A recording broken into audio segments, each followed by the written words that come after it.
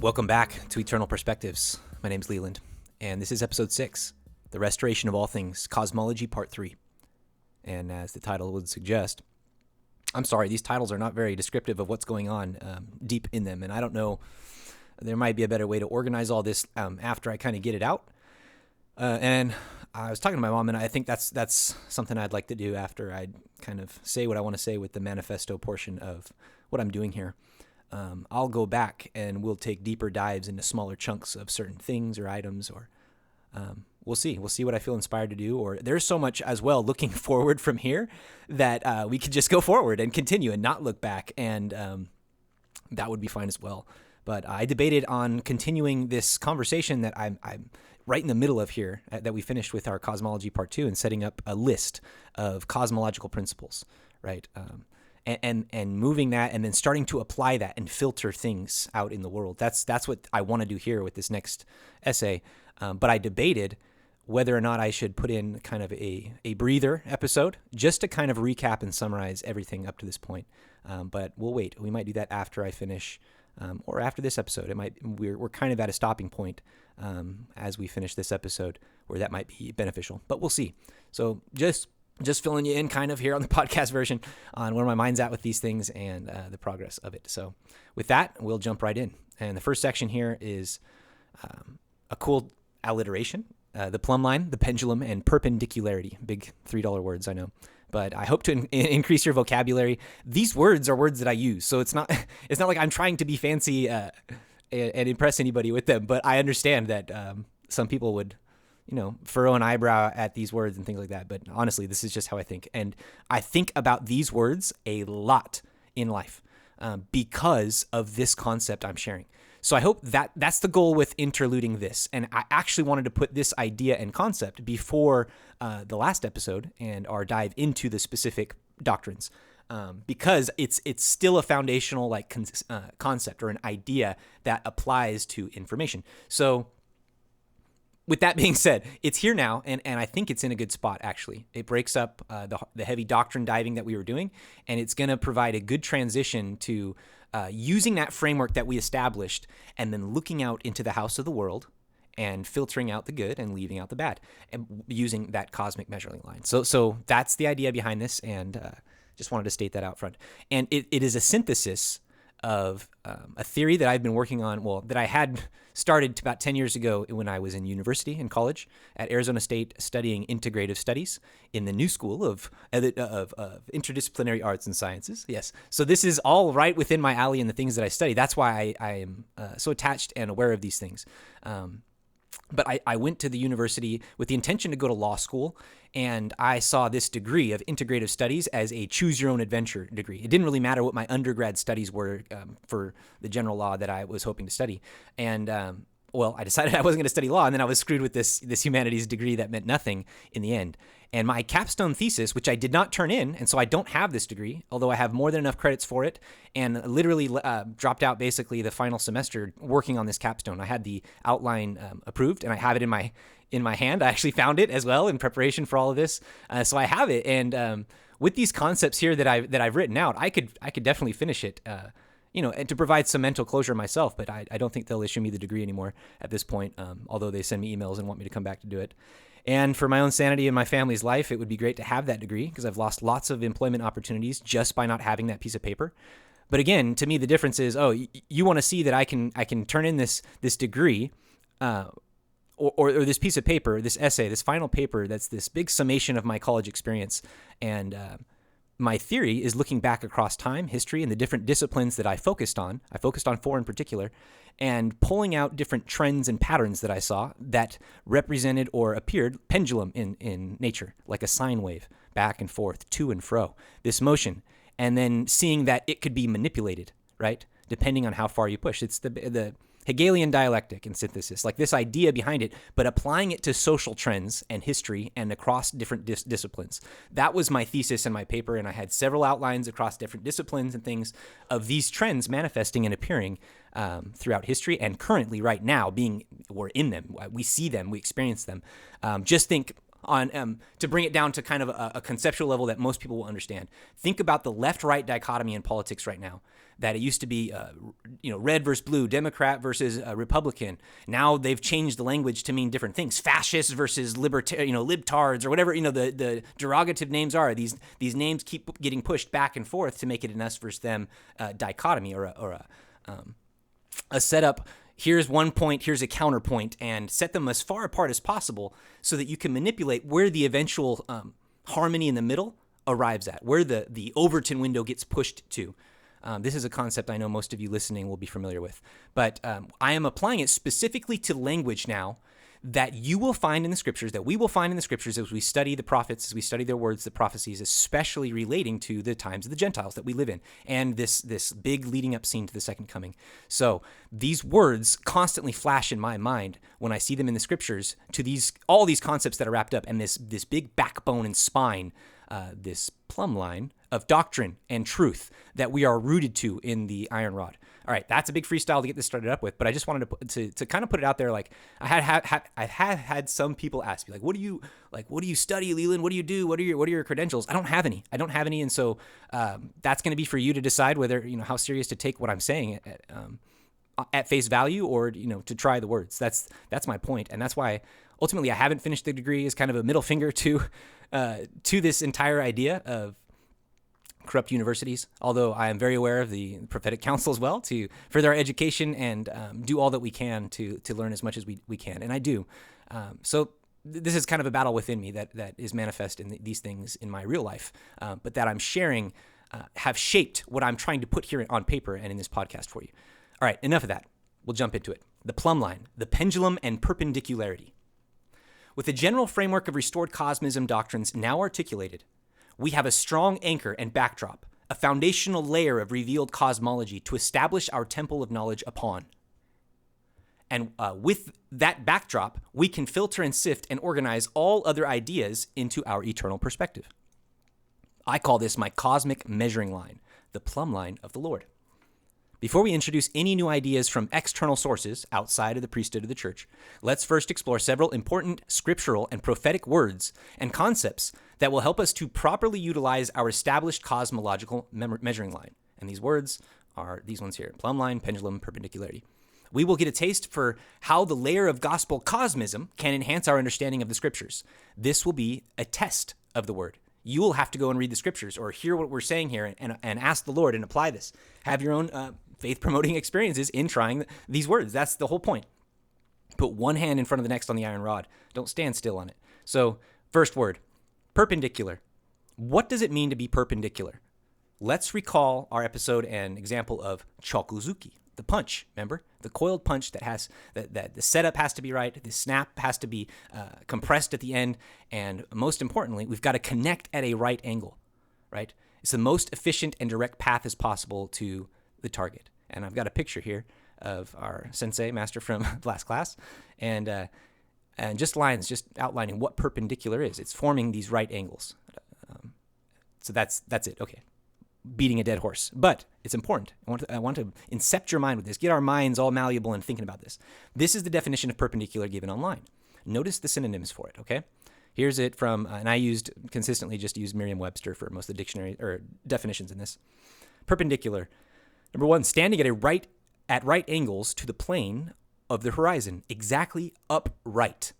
Upright. And I think I see that word and I think righteousness, upright, right? That's how I think of these words together. Right angles, up, righteousness, right with the Lord, erect, up, above, standing, tall, these things. A definition 2 of perpendicular, steep, whatever. 3, often capitalized or relating to medieval English, Gothic, blah, blah, blah. We're not going to read that one. Okay, number 4 I have highlighted here. Relating to, uniting, or consisting of individuals of dissimilar types or on different levels. I like that.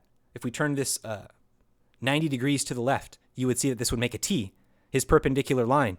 And it would be heaven that we could put that T on, or God, or Jesus Christ, or whatever, and the Holy Ghost being that line they drop down so that we can be in line with them, like it says here, or two dissimilar types. They're at a celestial level, and we're in a fallen level, right? It's the analogy of the pit, with the Lord leaving us a ladder down to climb out of the pit. And we will see in prophetic language as well, the earth in its position cosmically, anciently, and in the future was at the bottom of a pit or a tube or a column of planets in a congregation. This is why the earth is the footstool of the throne. If that pit or column or grouping of planets is considered the throne or the seat of God or where he lives and resides and his power flows, the bottom of it was the earth, the footstool. This is why we are in the pit, cast down to the pit, right? So this is what I'm saying. The dissimilar types would be us being pulled out of the pit by following the celestial plumb line or the rod of iron, right? To get to the tree, to get out. A line at right angles perpendicular as a noun. That's what it says. To a line or a plane as of the horizon. Okay. And now the synonyms I said to pay attention to. Adjectives, erect, stand up, upstanding, plumb, standing, vertical, raised, upright, right? These are all words that we should expect and associate with perpendicularity when we think of that word and use it in our life. Now, the most efficient and direct path of absolute truth and knowledge is directly from God through revelation. The plane of absolute truth is only accessible through a direct connection via the light of Christ or the Holy Ghost. It is with this plane of truth that we seek to stand upright and vertical to. Walking in this verticality is walking with God. And I have a link here to various scriptures, or I think it's the topical guide definition or guide to the scriptures. No, TG means topical guide, and we'll see it load here. But walking with God, and all these scriptures of God walking with Adam in the garden, Enoch walking with God, Noah walking with God, Abram walking with God, all these dispensational and prophets and examples in the Book of Mormon and all throughout of just men walking in the Spirit and according to celestial law and doctrine, being guided, by this connection to heaven, this perpendicular line. In the Restoration, the standard of truth has been erected. Remember this word? There it is right there in perpendicular. The standard of standing up, an ensign, a perpendicular flag that stands justified to the laws of the celestial kingdom. And this from Joseph Smith in 1842. And I snipped this from The Saints, Volume 1. I was just lazy and didn't find the original source, although we could just Google search it and find it. But this is where I snipped it for convenience sake. The standard of truth has been erected. No unhallowed hand can stop the work from progressing. Persecutions may rage, mobs may combine, armies may assemble, calumny may defame, but the truth of God will go forth boldly, nobly, and independent till it has penetrated every continent, visited every clime, swept every country, and sounded in every ear, till the purposes of God shall be accomplished, and the great Jehovah shall say the work is done.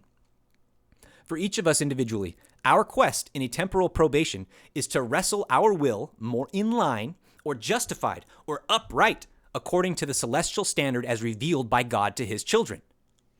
We seek perpendicularity with God so that he can lift us up out of this bottomless pit. We seek to unify ourselves to that being who can exalt us to his level. Now, a reminder, our quest of Melchizedek syncretism, as I've defined it in Eternal Perspectives, this my world, is one of temple construction. All of these concepts revolve around the temple and our goal to walk or stand in holy places. This is it in concept. This idea in particular regarding the plumb line or measuring line is a means with which we can keep our vision focused on the reality of the final judgment and the second coming. Keep present the symbols of the holy garment and be open to consider how an understanding of the concepts I'm presenting here can enhance how you remember them and their associated covenants and blessings like they have for me. Now, a compass creates a perfect circle, and it is used in finding the perpendicularity of a line segment. Now, a square is also used to create perfect right angles. And the rule, right, a straight line, or a measuring rod, is a harmonious parallel to the plumb line.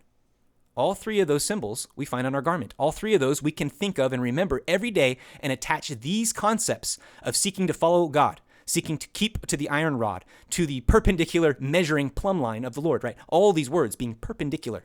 So what is a plumb line? Again, our dictionary definition is a line as of cord that has at one end a weight, such as a plumb bob, and is used especially to determine verticality. A line directed to the center of gravity of the earth is the other definition, a vertical line. Now I have a picture here of a hand holding a plumb line with a metal plumb in the shape of a cone coming down, or a vortice basically coming down to a point. And it's showing that it's straight. It's a 90-degree angle with the wall. So it's just a visualization. It's a building tool. It's used to determine verticality or depth, composed of a cord, a line, and a metal deposit that hangs, usually lead. It's also known as a plumb bob and a plummet. The name is derived from the fact that most plummets were made of lead, and lead, the elemental symbol, is Pb. The Latin word for lead is plumbum. The French equivalent is plomb, and the noun aplomb is derived from the meaning of standing upright. So you can see how all these words relate. It goes across all languages, history. This is it's evident, self-evident, and it's cool because this is a consistent principle throughout all cultures. They used these things and saw this as a metaphor, not only for building erect structures that were in harmony with their environment and the cosmos, but also in the metaphor of building a man to a proper character that was in harmony with the same. This is masonry. If you want to get into Freemasonry on that level, this is the positive metaphor behind it. The positive aspects of it are this remembrance, bringing these things through. And Joseph Smith rejoiced in that they were a fallen priesthood that kept alive a lot of these great concepts that are gleaned from an original truth. Right? He called them a fallen priesthood for a reason. And I think I have got a link to that. Maybe we'll read that, maybe not. But here's a great video to enhance our understanding on the plumb line. It is about 10 minutes or so we're going to watch it, but I'll stop and make comments as well as I feel inspired. But he's going to introduce a few things that we'll talk about in depth too a bit later. But I loved this video and wanted to share it and want to capture it here as well. So we'll listen. Hello, SGD, Sacred Geometry Decoded. I'm working on one in regards to the 7. All right, he's got an accent, so let me put on closed captions. I can understand him fine, but I know some might have a problem. So I've sped it up a little bit. Some of what he says is not very relevant to our conversation, so don't worry if you don't catch it all. But what you do glean, just keep that in mind as we move forward. But listen. Of Chartres and how these ancient cathedrals, very much in the sense that ancient temples were universities and libraries. And this is a Pythagorean symbol, by the way, where you have... All right, I don't want to get into that. Sorry. I think of a cathedral strictly as a purely religious building, but for instance, Chartres, Cologne, Clermont-Ferrand, and these other great cathedrals were universities of their time, storehouses of knowledge where people learnt the sciences, as we would call them. Remember, temples, cathedrals, he's talking about them as a university in the past, just like Hugh Nibley was saying, that it used to be the whole show, this cosmism thing, connecting the university to the actual universe and these ancient cultures and traditions. There was a reason that they all revolved around these huge city center temples that were sacred in nature and dedicated inseparably from the cosmos.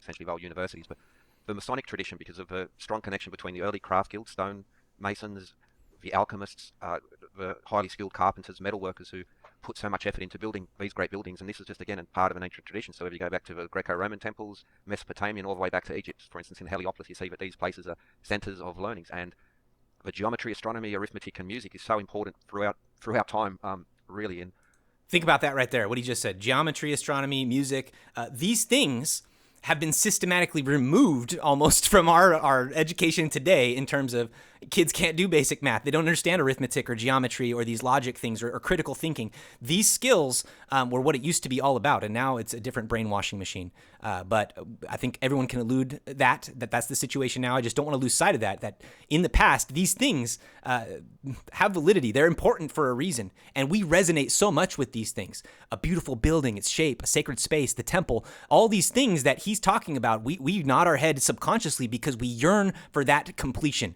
because these things are in harmony with reality.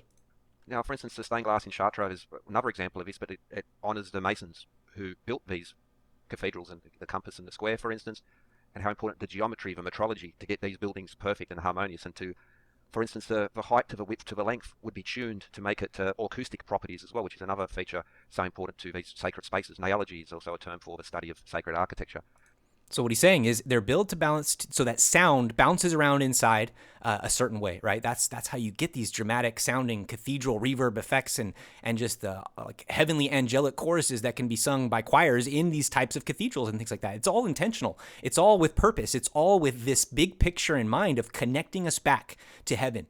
This has been lost from our modern culture and understanding in such a secular antichrist environment. That's really what this mission for me is too, now that I'm realizing it, because as I study these things, I yearn for this knowledge because I already agreed with it. I already recognized our temple as sacred and ancient, and I wanted to know, what did other people, other cultures, these Masons, everyone, what did they teach about it that I can pull truth from? Because obviously they're carrying something ancient along, and that's what doesn't get seen today, especially even in, well, right now, especially as a lot of this occult stuff is coming to the surface in an internet age where conspiracy and these types of things are normal talk at the moment, right?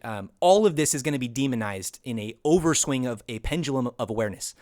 Maybe that makes sense after we go through this, but keep that in mind, that what's going on right now is a back and forth pendulum swing of societal awareness, that we need to be steady and firm in our perpendicular position. That's what the church is doing. That's what the prophet is pointing us to do. That's what we should be doing in such a tumultuous ideological environment that we're experiencing today. If you go back to the Roman times and we see, so whether it was surveyors and the highly skilled masons would often have tombstones and would be honoured. And these symbols of the compass and the square, the ruler, the mallet, for instance, being symbols throughout time. This is an example of it's cut in stone, but it honours the tools that the masons were so dependent upon to do this great work, again, from Egypt throughout time. That's a mercury. This is for measuring time at night, but the feature of this video will be on the plumb line. So here we see an example of a plumb line. It's just a string with a weight on it, which applies to pendulums, and recently and for quite some time I've been posting on the importance of measuring time via the pendulum, which also requires measuring length. And so, for instance, in this tool, this also uses a plumb line, a pendulum. We'll get some better examples of that. Here are some from ancient Egypt tools. Now, these are not Old Kingdom. These were probably Ptolemaic, maybe a little bit earlier, but again, the practical use of these tools themselves. So this is a builder's square, but it's also a way of measuring horizontal. So you would put this on the horizon of the block, and the plumb line would stick right down the middle. And if it was off, just like... Think about this. Just look at this A right now as a man. Think of it as legs, right? Standing on a horizon. This will come up a lot in the future. This is an eternal principle here. This A, this giant pathway going up, right? This road, think of them as 2 feet standing on the horizon, as it says. Just keep that in mind. Like a bubble in a level, the plumb line would be off, and therefore you knew it wasn't on the level. Alpha, as in alpha and omega. Just think of that right now. Okay, legs of a giant man standing on the earth.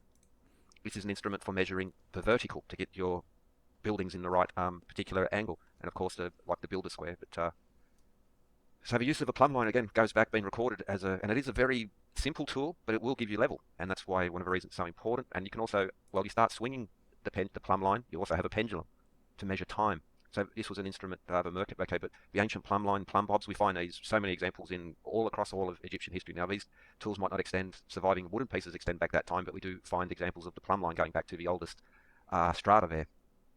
But also this is because these Masonic tools are still embedded in, stonemasons, brick masons, tilers, etc. would have to use these and still tools. I just want to stop on these images. This is common Masonic boarding. These images and boards are for remembering. They're visual tools, symbolic tools that you layer on understanding. The more you learn about what these things represent, or each of these signs or symbols, or the more you can break them apart and associate meanings or mantras or sayings or teachings to them, the more this matters. The more this makes sense, the more it means something. Right? Without knowing it, it's just a bunch of jumble of pictures, right? Or you see consistent patterns, but you don't necessarily know anything or glean anything from it. That's the whole point. This is like a visual parable is how this works. Okay, but something to note too that we'll talk about later. These are pillars, Yachin and Boaz. They're the pillars of heaven, the pillars of Heracles or Hercules. These are the Samson's pillars. These are the pillars of the earth that hold heaven. These are represented anciently by all kinds of deities and gods, obelisks, all kinds of things stretching up. Pyramids represent these 2 pillars. They're the 2 arms of the leg on the A, right? If we go forward on the picture here where he was, no, I'm too far. The A here, right? These would be, if you straighten about, these would be your pillars that we're talking about, essentially, okay? So just keep that concept in mind, that when I'm seeing pillars in these Masonic pictures and things, it is relating to these same geometric shapes and measuring methods, and also the ancient symbolism that I'm starting to seed into your mind that we're going to be exploring. Strata there. But also this is because these Masonic tools are still embedded in, stonemasons, brick masons, tilers, etc. would have to use these, and still have to. Maybe now they use a laser bore, but we still see in Masonic tracing the compass, the builder's square, the level. So this is a modern one, and they're showing it in a more modern aspect. But the plumb line, once again, and how important the plumb line and the plummet is, because these more modern Masonic emblems go back through time to the great cathedrals, and of course Greco-Roman, all the way through these ancient civilizations. Here you have again. Just look at okay. The main thing he's pointing out here are the plumb lines and these builder tools that you find everywhere. Here's the rule that we're talking about, the rod. Here's a compass. Here's a square and a compass. Here's a compass or a right angle, the horizon measuring tool that he's talking about. Like all these things right here. So another plumb line that's on a thing. Here's another compass. Here's another type of plumb line and nail, sure nail in the sure place. These type of things. Here's a beehive. We know these things, right? These things are ancient. It's not that these are Latter-day Saint symbols that we're stealing from the occult or learning or staking from the Masons. They understood that these were ancient things that mattered in the eternities, in the ancient universities that studied the universe. They were universal. These weren't for private interpretation. That's what Peter's talking about. The sure word of prophecy isn't, these things were publicly known, what they represented and meant, because everybody worshiped gods that these symbols pertained to. That and the Hebrews and us, and we do too. We just don't realize it yet. We don't understand it in modernity, in the Gentile world today. This is the occult, the hidden history, the hidden secret, the planetary Earth history that's remembered through these symbols and mythologies and legends, and in our temples, by the way, properly represented. And this will be the big aha moment before the millennium, when true history is revealed. I would say the modern regular Christian world will have a crisis of identity because they've relied and ridden the beast of uniformitarianism and these things so hard, celebrating even the Big Bang as some type of quasi creation ex nihilo confirmation. Like, these things are going to, when they're revealed and popularly accepted, because I believe that's the direction we're heading as Antichrist and Gnostic and agnostic types of secular ideologies continue to creep, right? Like, this is the flip that's going to happen, and the return of magic and the major collapse of societies and things will all kind of hinge around this stuff coming back to the surface. Back to Egypt. This is a more traditional mason board. It's already happening. The same thing, we see a level. So this instrument would measure the horizontal. This instrument would measure the vertical to prove, that it's on the level, it's square. Of course, we have the builder square, the compass, the ruler. These are all, again, compasses and rulers, straight edge, and the levels. But of course, this is actually all in biblical tradition. So Isaiah, behold, I am laying in Zion for a foundation, a stone, a tested stone, a precious cornerstone of a sure foundation. He who believes will not be in haste. And this relates to cornerstone ceremonies. Now, in recent couple centuries, this is purely a Masonic. We do this, okay? So don't knock on this. This isn't weird. This is normal. This is ancient. Everybody building sacred buildings according to sacred geometry, or trying to line it up with the cosmos and do it right, is going to have these types of rituals and cornerstone ceremonies. But just pay attention. These are interesting points he brings up. But if you go back to the ceremonies in regards to temple foundations, such as in regards to Sheshet in ancient Egypt, and again, throughout time, the importance of this cornerstone. Again, it's very ancient, it's very biblical, and it's still with us today. This is a cornerstone ceremony where they use a builder square to make sure that it is square. And then they would use these plumb lines. So it's just a plumb line hanging down, and that would give you your true horizontal. Builder's square and the horizontal level on the level. And we see that these instruments are still very important. And we also have this instrument, which is a plumb bob to measure the vertical of, to be true, is you're building true. And again, this is very biblical in that sense, because the next part would be, and I will make justice of a line and righteousness for plummet, a plumb line, a weight on a string. And does he who plows for plow continually, does he continually open a row on his ground? I just want to point out this verse right here, 17, these four words, essentially, justice, line, righteousness, plummet, are synonymous. It's a big jumble of synonyms to really wash your brain with this idea that this measuring line is erect and vertical to God. It is the standard of verticality. This is another cool thing in regards to temple foundations and city foundations. They would plow a furrow and to mark the sacred precinct, and they would put cornerstones in the middle. But when he has leveled its surface, okay, just a bit out there, does he scatter cumin, plow in wheat, in rows, barley? Now, whether it's wheat, barley, and these other grains, these are also ancient uses for weights and measures. For instance, a gold ounce, when you hear the price of gold, they don't measure that in the normal food ounce. That's called the troy ounce, which is 480 grain. Gunpowder is still measured in grains, but also 3 barley corn is equal to an inch. So these sacred grains are also the basis for weights and measures too, which is so important feature. And because throughout the Bible, I've done some earlier videos on it, whether it's the ancient Egyptian Book of the Dead, the Bible, Magna Carta, Code of Hammurabi, they speak very often in a moral sense about the accuracy of weights and measures, but also in a moral sense as well. And how funny that they speak of a moral aspect of weights and measures when this throughout time has been the big collapse of major dynasties and the problem. It's called deep finance if you want to study it on kind of an alternative esoteric level or whatever. But this is the changing of money that becomes corrupt, right? The manipulation of weights and measures, the sifting different golds to different purities, or mixing metals to. I'm not saying it right. I'm not an expert in all this, but like for example, this is the big conflict of the temple in Jerusalem around Christ's time, with the money changers there manipulating and abusing these types of connections to the temple. Everything used to revolve around the temple. All money, tradition, New Year's, all these things, ideas, law, government. It used to be.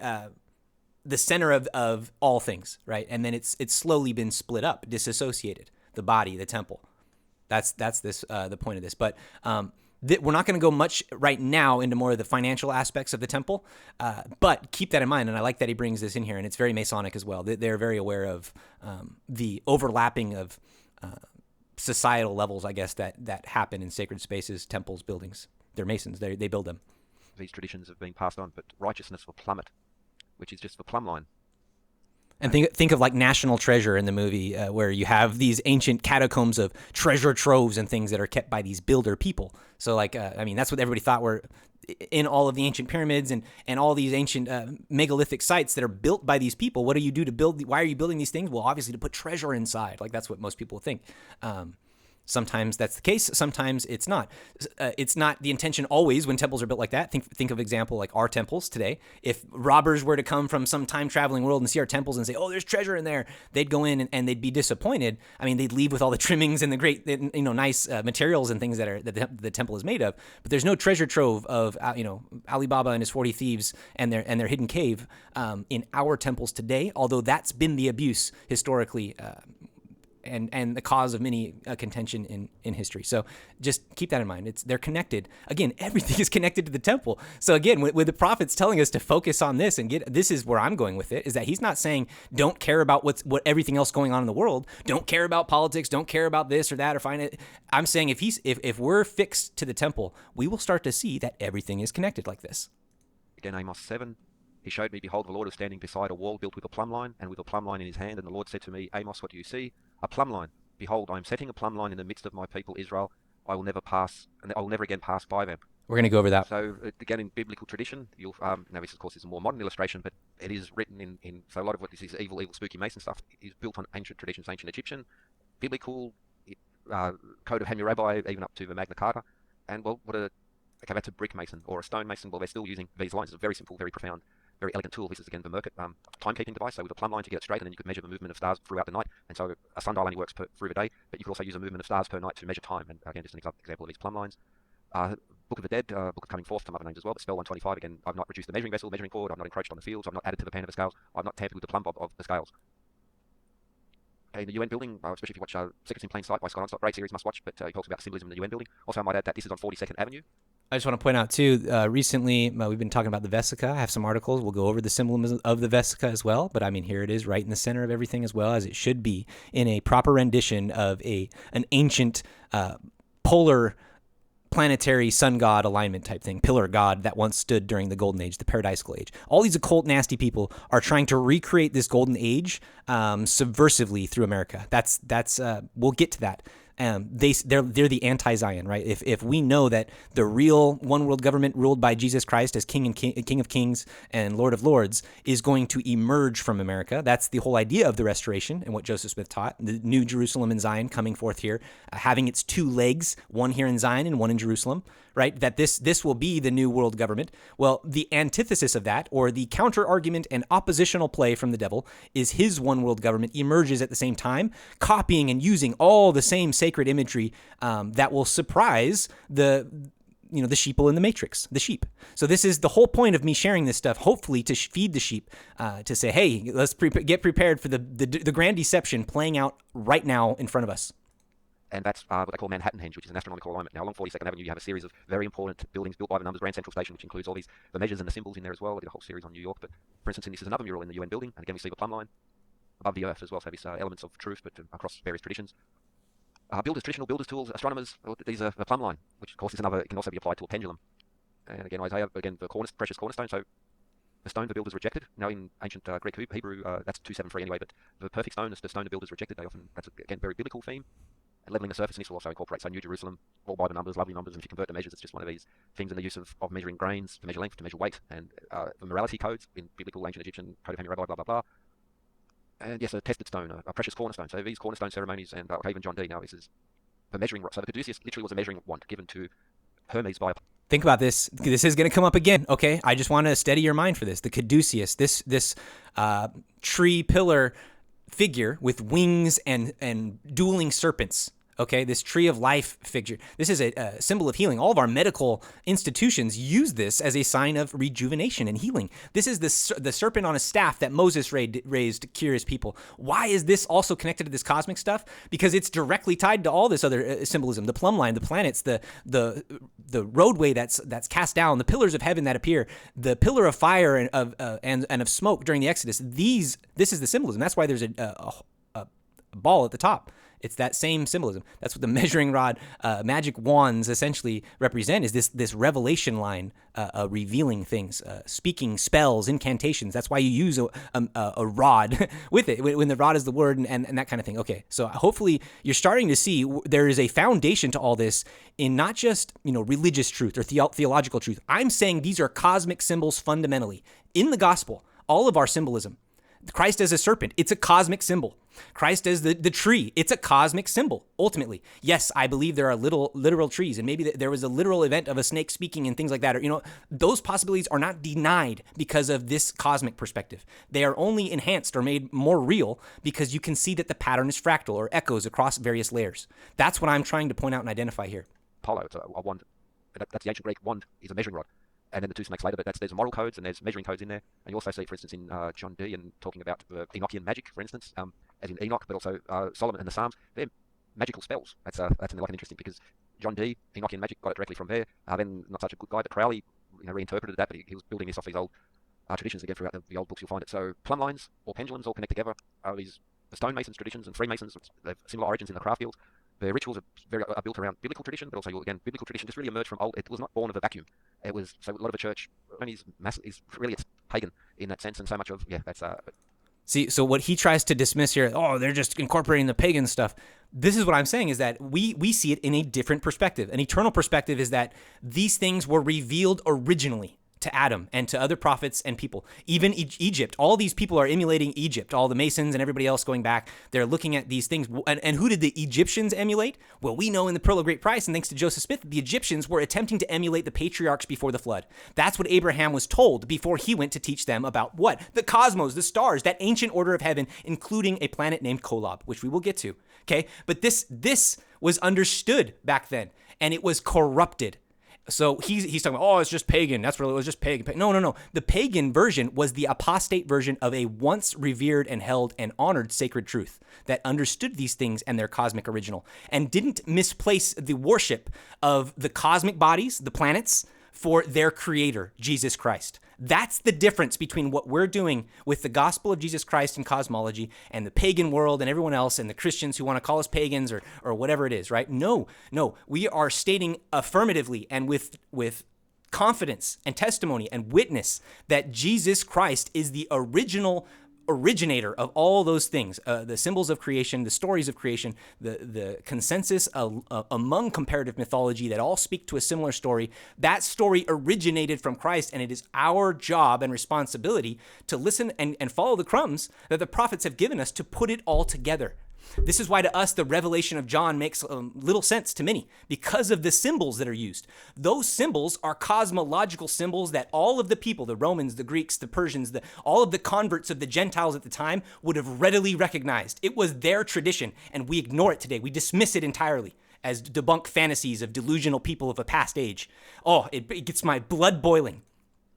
So if you want to use the Masonic symbolism, Bible symbolism and moral codes, and ancient Egyptian Babylonian traditions are built in this very practical sense, and what is true is on the level. Even so, it's a square house, it's on the level. These Masonic terms, as in Freemasons, yes, which is a moral code, but they are built on ancient building codes. So the same with Tubal-Cain, for instance, in the Bible as well, talks about copper and stone and woodwork, and these plumb lines, and because it's true, a plumb line will hang straight down, and you can use it to measure and to be very accurate. So I speak a lot about measures, but there is a moral aspect to these things that is worth looking into, and it is part of a continuous ancient tradition, because the compass, the plumb line, they're true, they work, and this is one of the reasons why these symbols are in there. Okay, with that, I'm working on something else, but just because I had these ready-made from an older video, and I thought it'd be worth just making a single one on the plumb line and the build. All right, we'll stop there with his. It was a little longer than 10 minutes, I apologize. And with my interludes there, we went a lot longer, but this is important.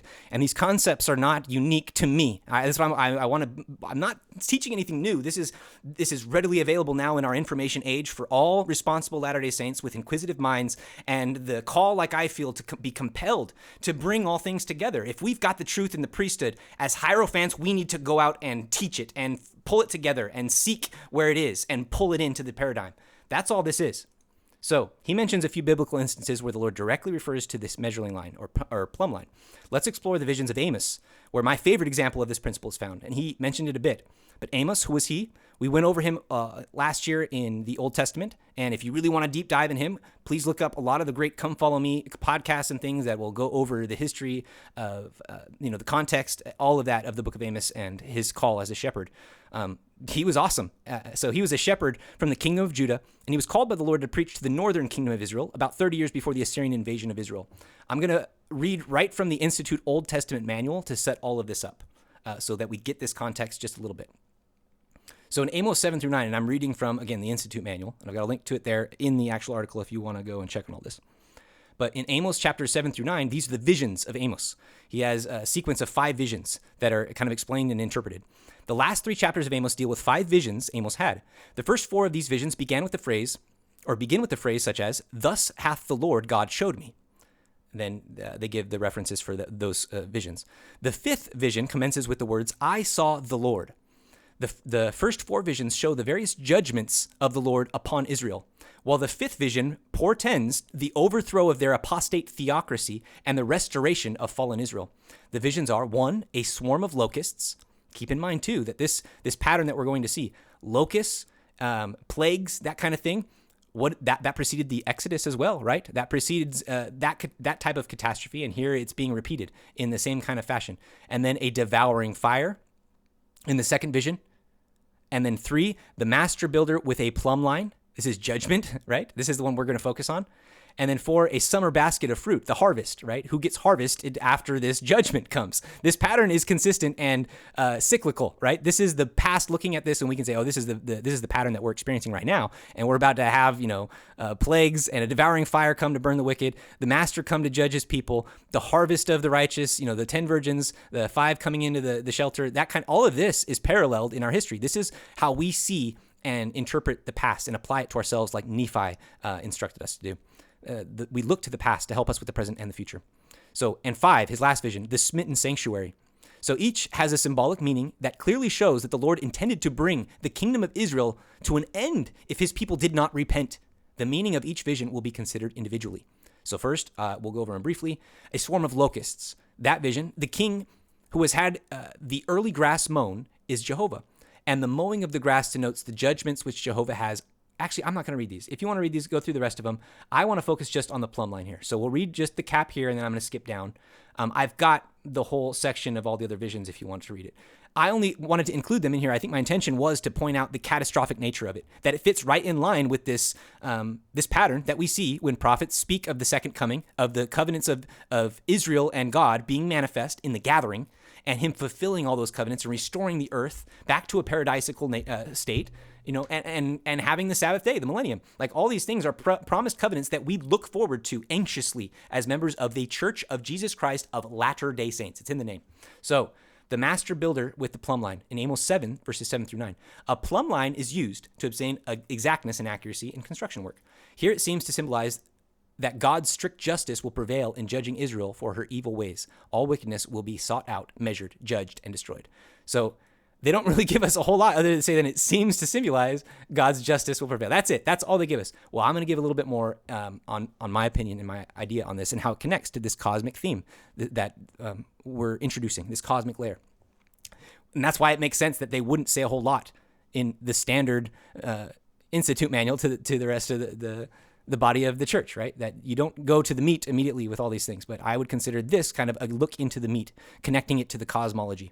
So the vision, or the temple, the vision of the master builder with the plumb line is the highlight with regard to our present focus. But make a mental note of the context of the various visions collectively. All right, I did that. See, I'm jumping the gun. We will eventually see that they follow a prophetic pattern and order that witness to catastrophe and underlying principles of cosmism. In other words, they have latter-day apocalyptic cosmic applications. As mentioned above from the Institute manual, this part of the book of Amos, chapter 7 through 9, is a sequence of 5 recorded visions in short paragraphs. I'll focus on the 2 visions in sequence in chapter 7, found in verses 4 through 6 and 7 through 9. Okay, so 2 visions, my bad. But the first of these is in Amos 7, verses 4 through 6. Thus hath the Lord God shewed unto me, and behold, the Lord God called to contend by fire, and it devoured the great deep, and did eat up a part. Then said I, O Lord God, cease, I beseech thee. By whom shall Jacob arise? For he is small. The Lord repented for this. This also shall not be, saith the Lord God. Now that could be confusing, right? But luckily Joseph Smith corrected verse 6 there, or added some additional context to answer the Lord doesn't repent. He says, verse 6 should read in the Joseph Smith translation, and the Lord said concerning Jacob, Jacob shall repent of his wickedness. Therefore, I will not utterly destroy him, saith the Lord God. That's us in the last days. That's the church being restored and never taking it from the earth again. This is God's fulfilling this promise that Jacob will repent. We are repenting. We're in this process. And God will not utterly destroy us in this coming contention by fire, where he will devour the great deep. Okay? So keep that in mind. That's this first vision leading up to the plumb line, where justice comes in. When the Lord calls to contend by fire, the wicked are consumed and made as stubble, while the righteous, or those who repent and seek the covenant path, are spared. And not always spared, but at least that's the potential. This fire is the same fire mentioned in all prophetic language that comes from heaven. And I have scriptures that will support this concept, and we'll read them. In Doctrine and Covenants, section 112, verse 24, Behold, vengeance cometh speedily upon the inhabitants of the earth, a day of wrath, a day of burning, a day of desolation, of weeping, of mourning, and of lamentation. And as a whirlwind it shall come upon the face of the earth. That key, whirlwind, desolation, day of burning, day of wrath, vengeance. These are all cosmic language that are introducing and describing catastrophe or destruction from heaven. So, and based upon my house shall it begin, and from my house shall it go forth, saith the Lord. Well, that makes sense if his cosmic fire and plumb line and energy is coming down to connect with the church first and then go out, right? That would make sense, just like it did in Israel, where it came down and connected to the chosen people and protected them and helped them and led them on the way and eventually sat upon their temple, their tabernacle in the wilderness. This is what will happen. This is what we're doing.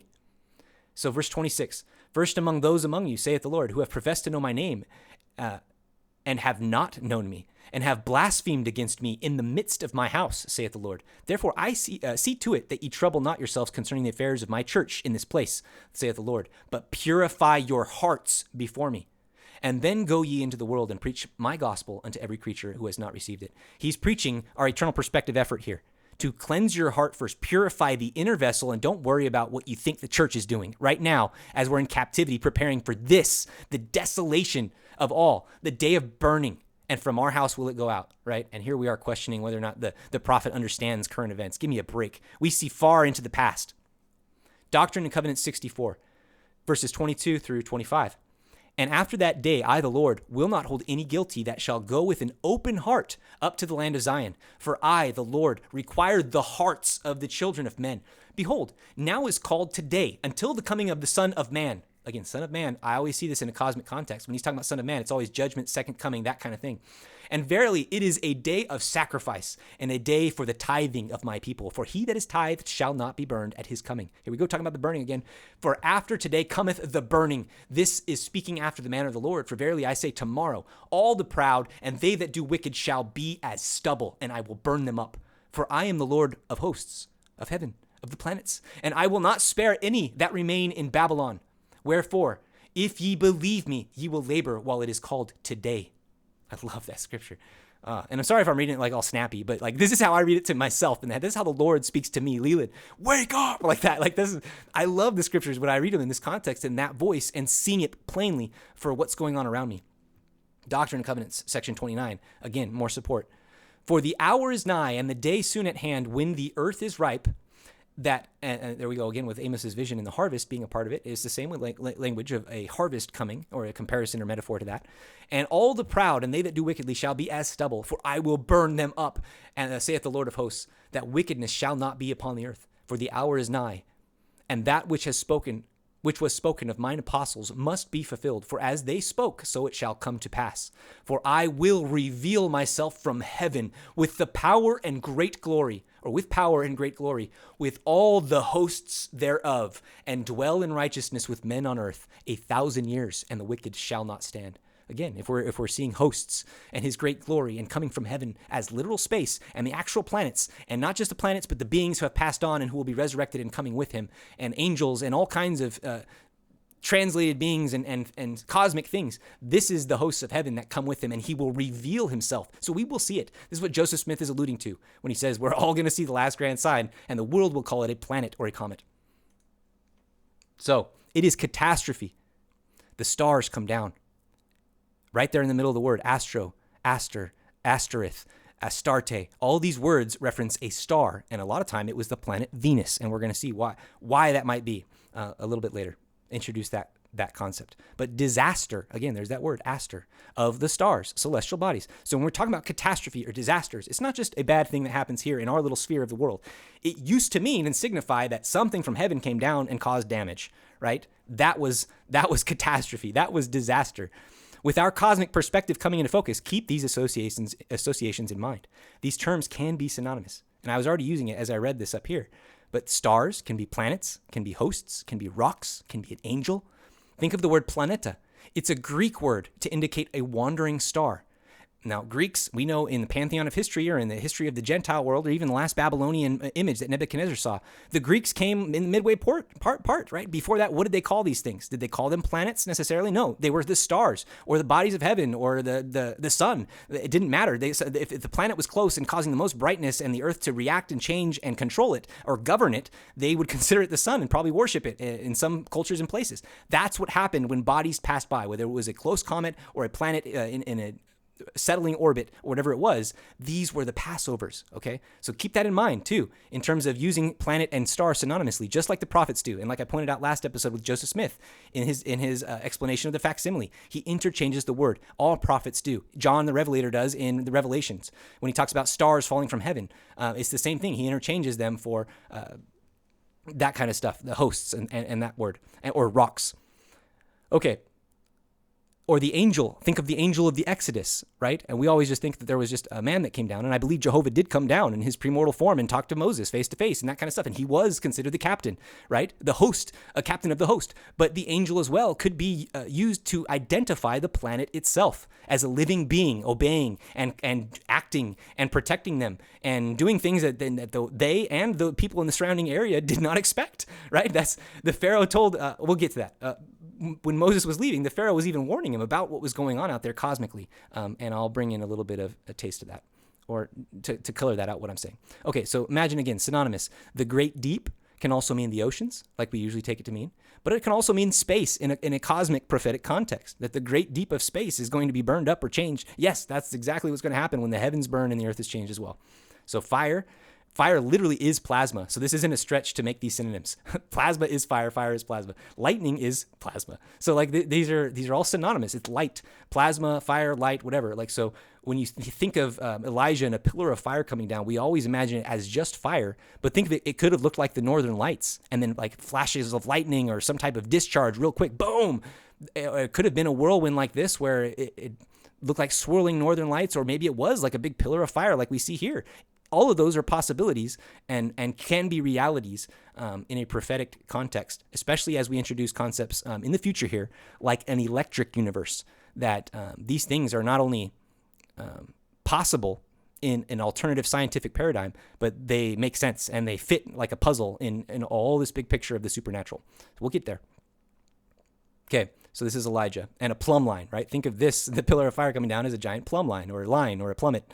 The Lord coming down and measuring the sacrifice of Elijah or of his people or whatever it might be. Okay, this is that. This is why the plumb line and the light would come down upon the tabernacle as well during the Day of Atonement and things like that. Like this is the same concept, okay? So attach that to the temple and what's going on. After the vision of the locusts and fire, the Lord shows Amos his plumb line.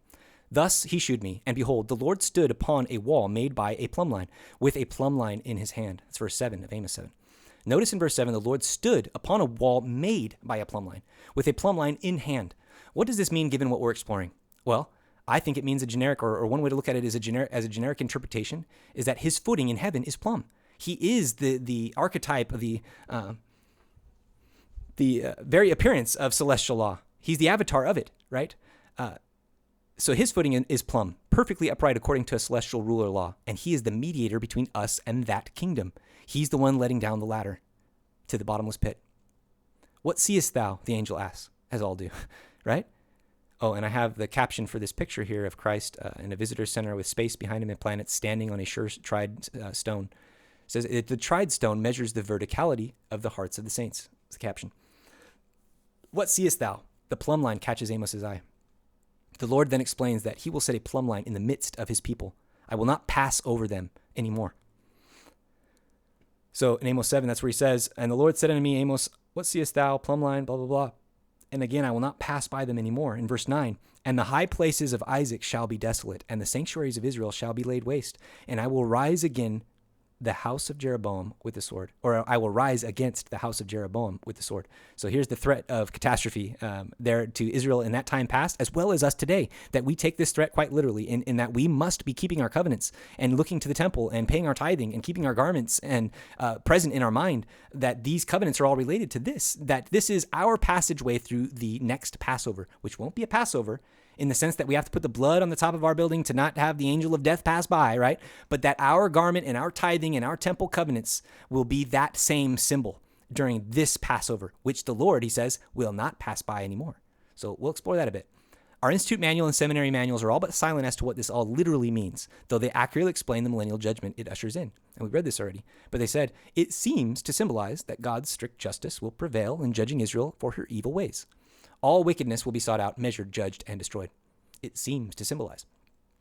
The symbolism of the plumb line and the pillar of fire are in true harmony and parallel to the symbols of the rod of iron and the measuring reed. Here are some additional commentary I found online that I enjoyed, which point and support my suggestion. Now, I clipped these from a website, I think it was just like Bible Hub or any, I explore a lot of different Bible commentary sites when I'm really digging deep on a specific topic or concept, and I hear what the Gentile Christians say. I hear what all people have to say about it. I hear what the Jews have to say about it. And then I, again, measure it to revealed doctrine in our positions as Latter-day Saints. And I take in what fits and doesn't take away from the core doctrines and impetus and understanding. And I add to it to color it out and make it more full. And sometimes those connections connect themselves. And it's beautiful. I actually don't want to read this all because I'm already running long with my commentary on that video earlier. But I encourage anyone who wants to know about or read these to read it. What he essentially does here, this commentary, I don't even know who he is. His name's Richard Rittenbaugh, but I liked it. It was at the bottom, like when you go to Bible Hub and you pull up certain scriptures at the bottom, they have a list of commentary from various authorities that the Christian will, points to.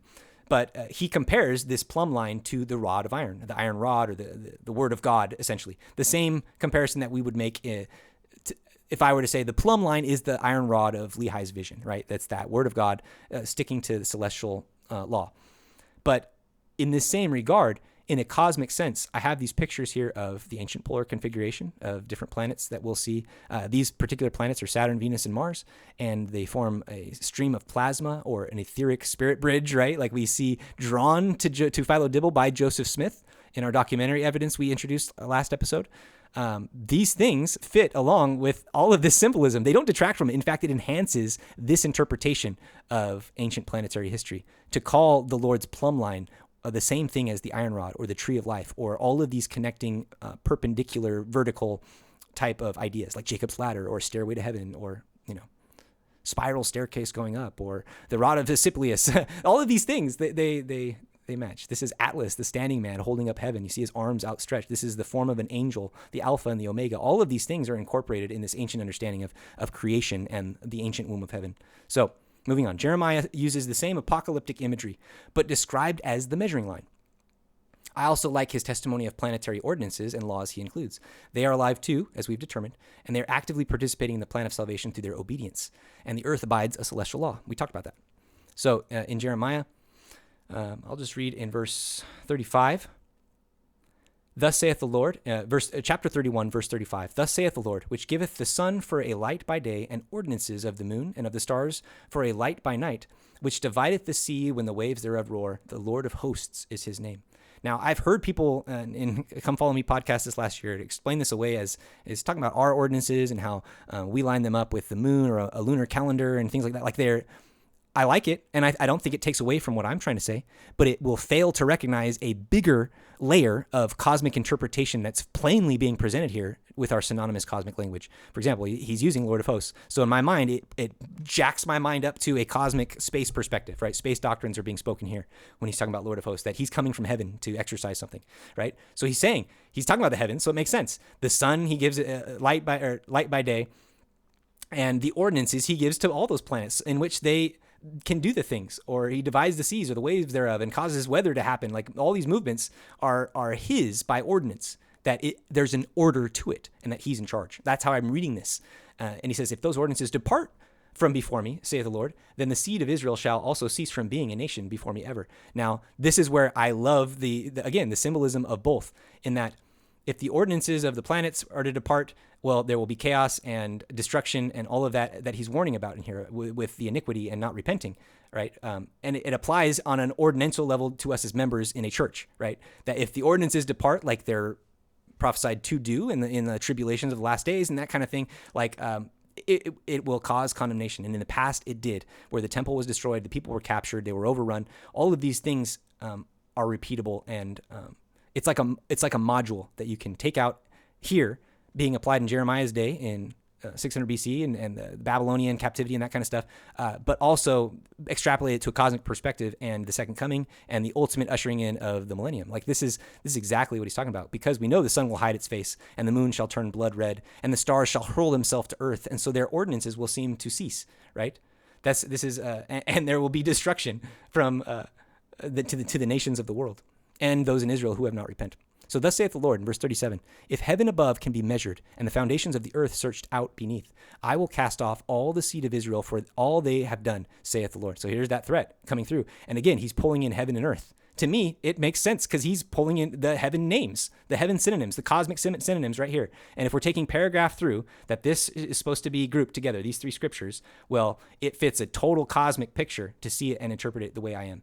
And it doesn't take away from the Institute Seminary, Molly Mormon interpretations of this is just about temple. Don't talk about planets, Leland. Stop it. That does not apply to planets. Like, it doesn't take away from it. No, it enhances it.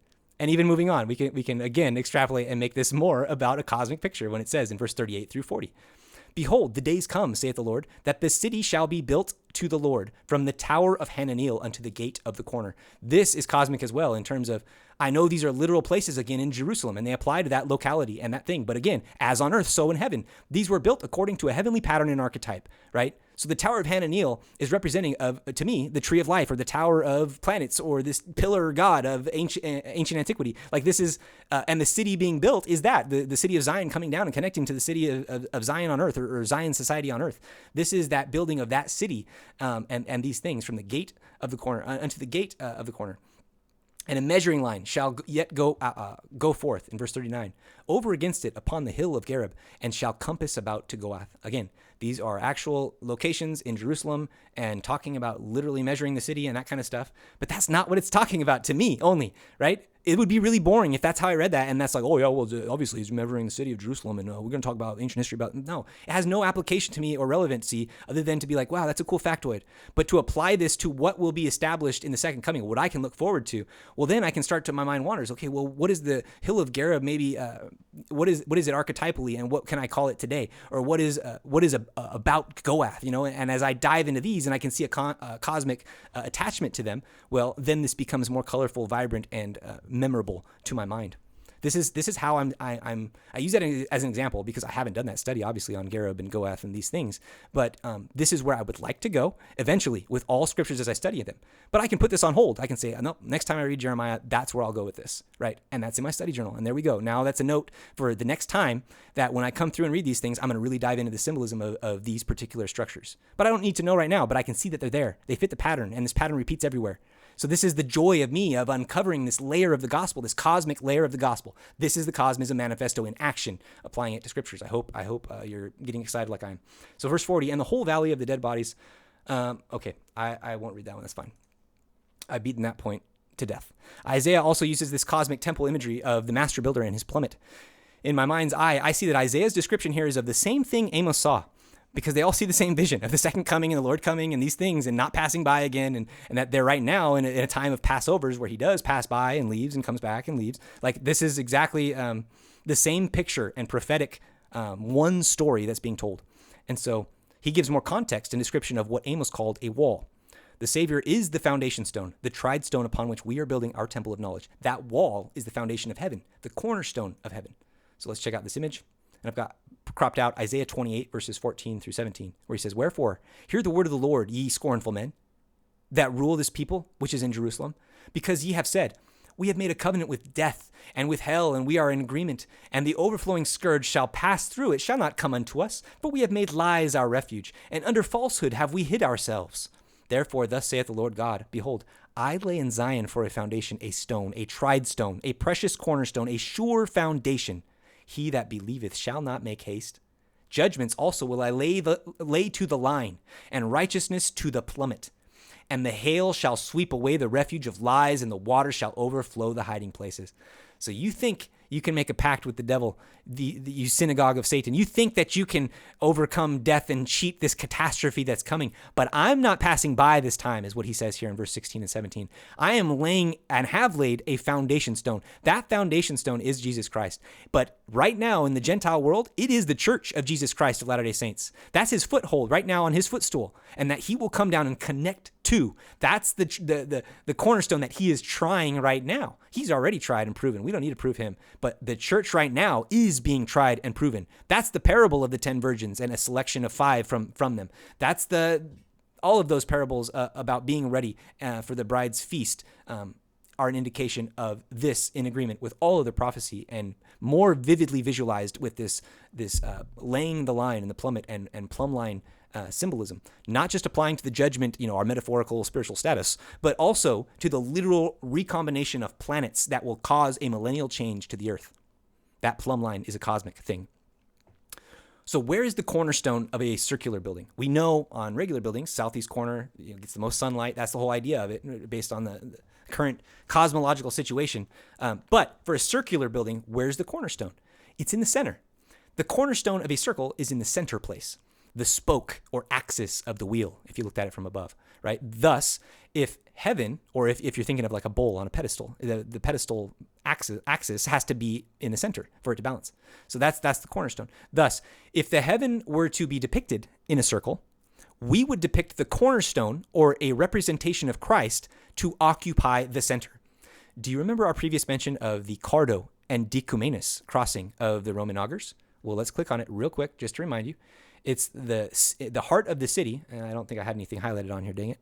But it was, think of it as a cross in the middle of the city, where the temple and the augur, the person who received revelation and validation from God to approve things, right?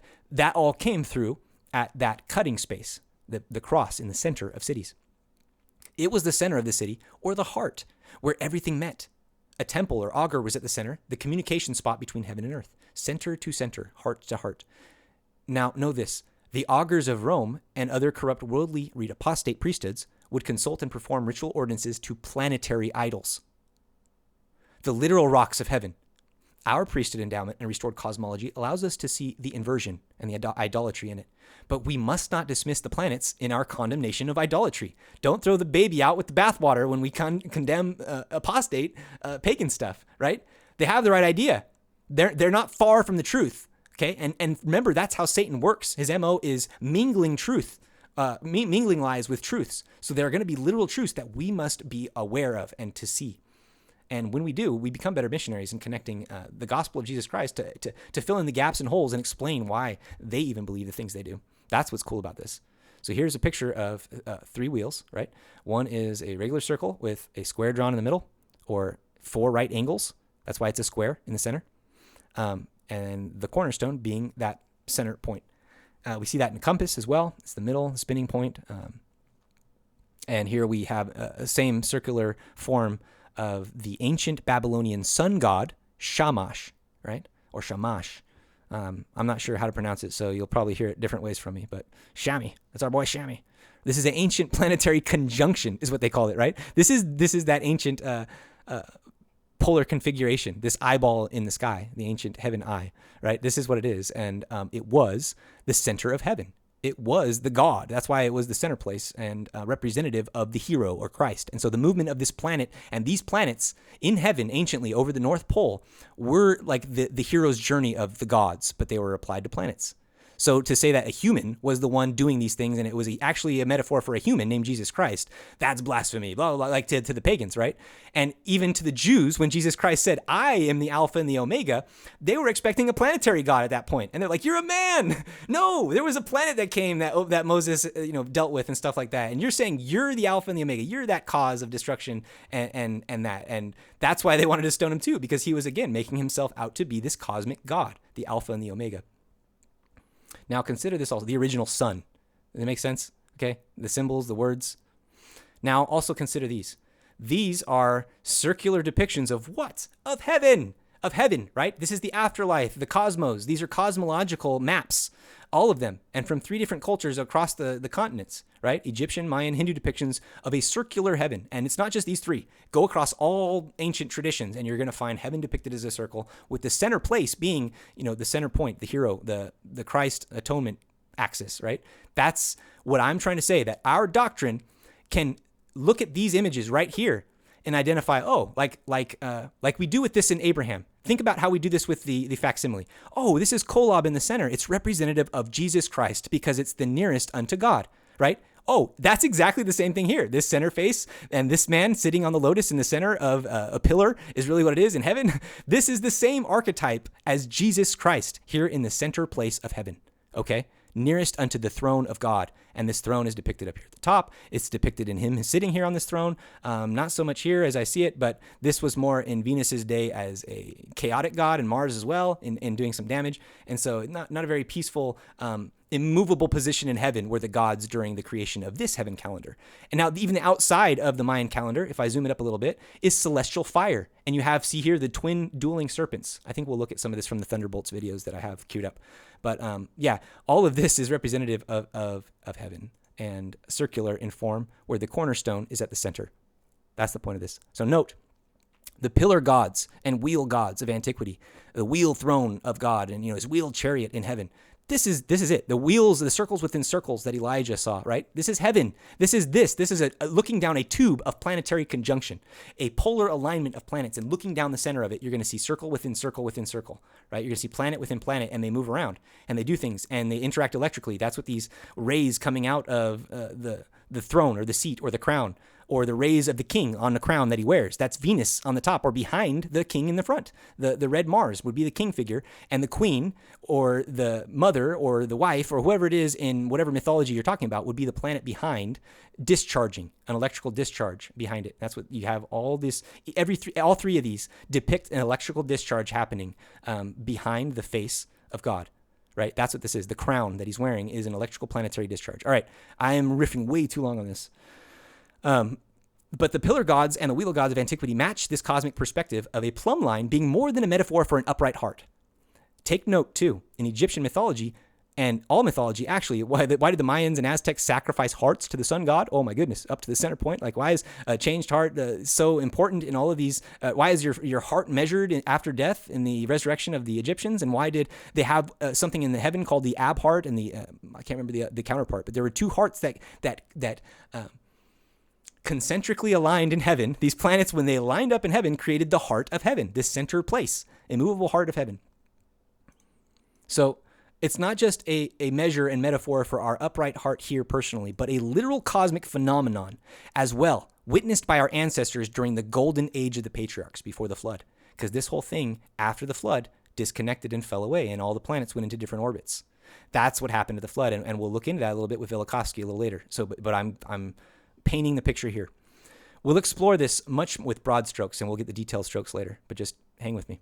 We'll explore this much more in the future. For now, I'm introducing the connection only superficially. This ancient planetary conjunction above the North Pole is the original cosmic root of all throne and plumb line, stairway, pillar, obelisk, pyramid symbolism. We'll get into that, I promise. We'll do a whole episode on throne symbolism and how it relates to this planetary configuration.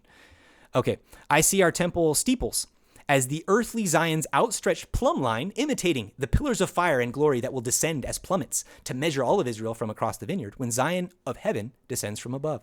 Note how the chandeliers and lights within the temple that hang down like plummets act as this corresponding revelation in harmony. Okay, so you have chandeliers and lights of pillars of lights coming down within our temples from heaven, from the above. And there's also depictions of stars and planets and all kinds of cosmic things on the roofs of our temples. And you move between worlds in our temple, in the different rooms. They represent moving up a chain or a ladder to a higher world. Okay, so all of this stairway to heaven is depicted in our temples, and through right here, obviously, our steeples. And even in the very shape of the tops of our temples, it's an A, just like that, measuring a right angle on the horizon, okay, or the legs of a man standing on earth and holding up heaven. And we've got an angel, right, that depicts the same thing as well, because it was also called an angel, and the symbolism of all angels with wings that comes from this ancient picture or symbol of a pillar in heaven, a pyramid standing in heaven, right? And it looked different and had different shapes and forms and moved and adjusted and was alive because it was actually planets and connected by ethereal or plasma-like streams of light and electricity, and it changed and moved. So it was a heavenly rock, planet, or star that led the Israelites in the time of Moses. The angel of the host, the rock or planet, was Jehovah. The rock was Christ. It was a new star or planet that appeared at the sign of his birth, right? It was a planet that passed over at his death too. And every Passover where the same catastrophe is described is a likeness and a similitude for the destruction of heaven that comes at the last day, when the planets that once wandered return to be congregated before their Lord and Savior. According to the words of the Lord of Amos in the vision of the master and his plumb line, this time, this second coming, I will not again pass by them anymore. Moses as well calls the Savior the rock of heaven in this context of Zion. So passing over no more is the reestablishment of this heavenly picture, this heavenly scroll of planets in heaven. Okay, so in 1 Corinthians 10, verses 4, and did all drink the same spiritual drink? For they drank of that spiritual rock that followed them, and that rock was Christ. So even here, we're talking of the rock being related to the Israel, or being what led them out of Israel. And then here in Moses 7 in the restored gospel, or out of Egypt, led Israel out of Egypt. My mind was elsewhere for the moment. I'm going to have to pause because something is on my mind. So pause 1 sec.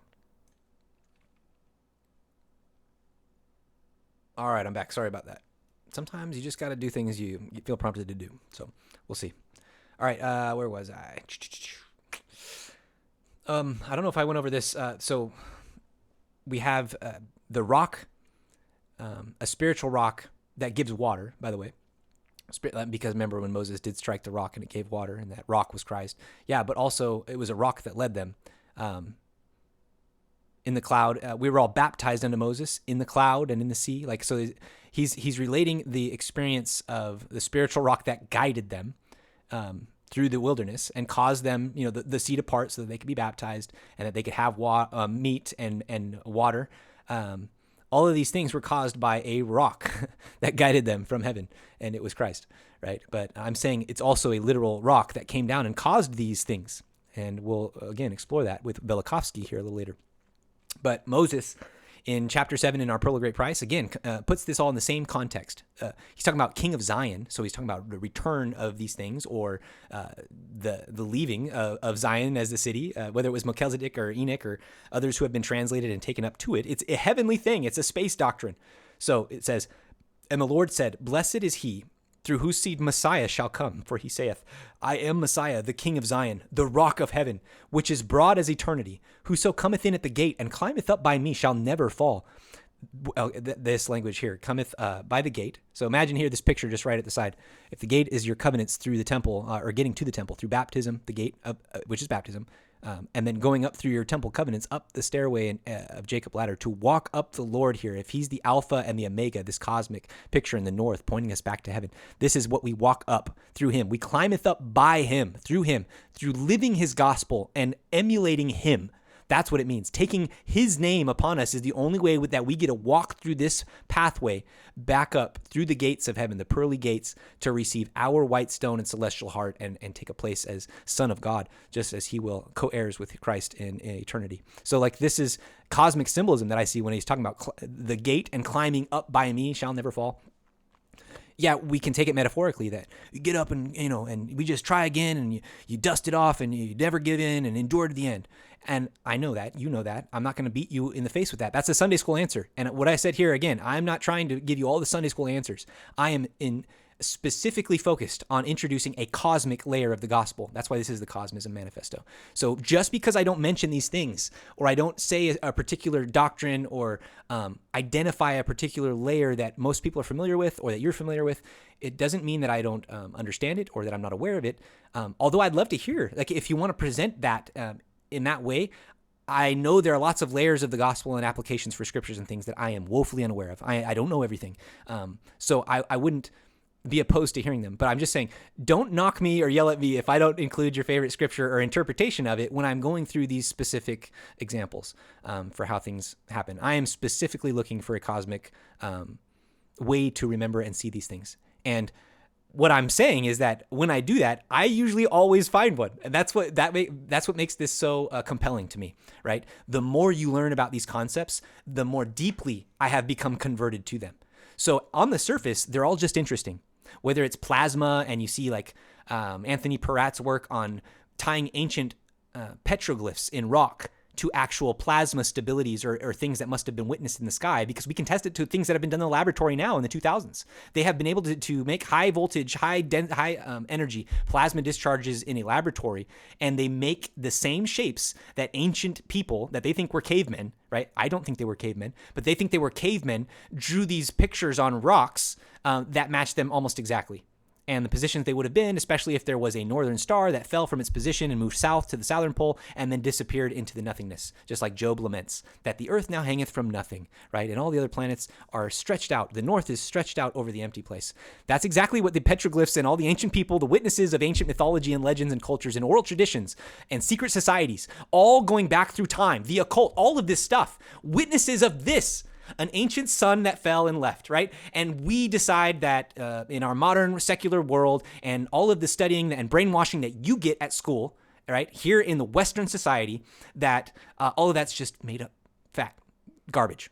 That fat garbage, that smelly, stinky crud. That's what they tell you and teach you. I know it because I studied these things in schools, and that's what they told me from the beginning. It's like, well, they believed that there was a sun, that the north, this happened, blah, blah, blah. There was just a bunch of garbage. They were just trying to make sense of the things because they were dumb. They were not smart like us. They were not as intelligent as we are, right? Like this is the attitude that we have today. It's so much arrogance, and it's exactly what Peter pointed to again, that in the last days come scoffers, changing things after their own lusts and denying, willfully ignorant of the witness of the past.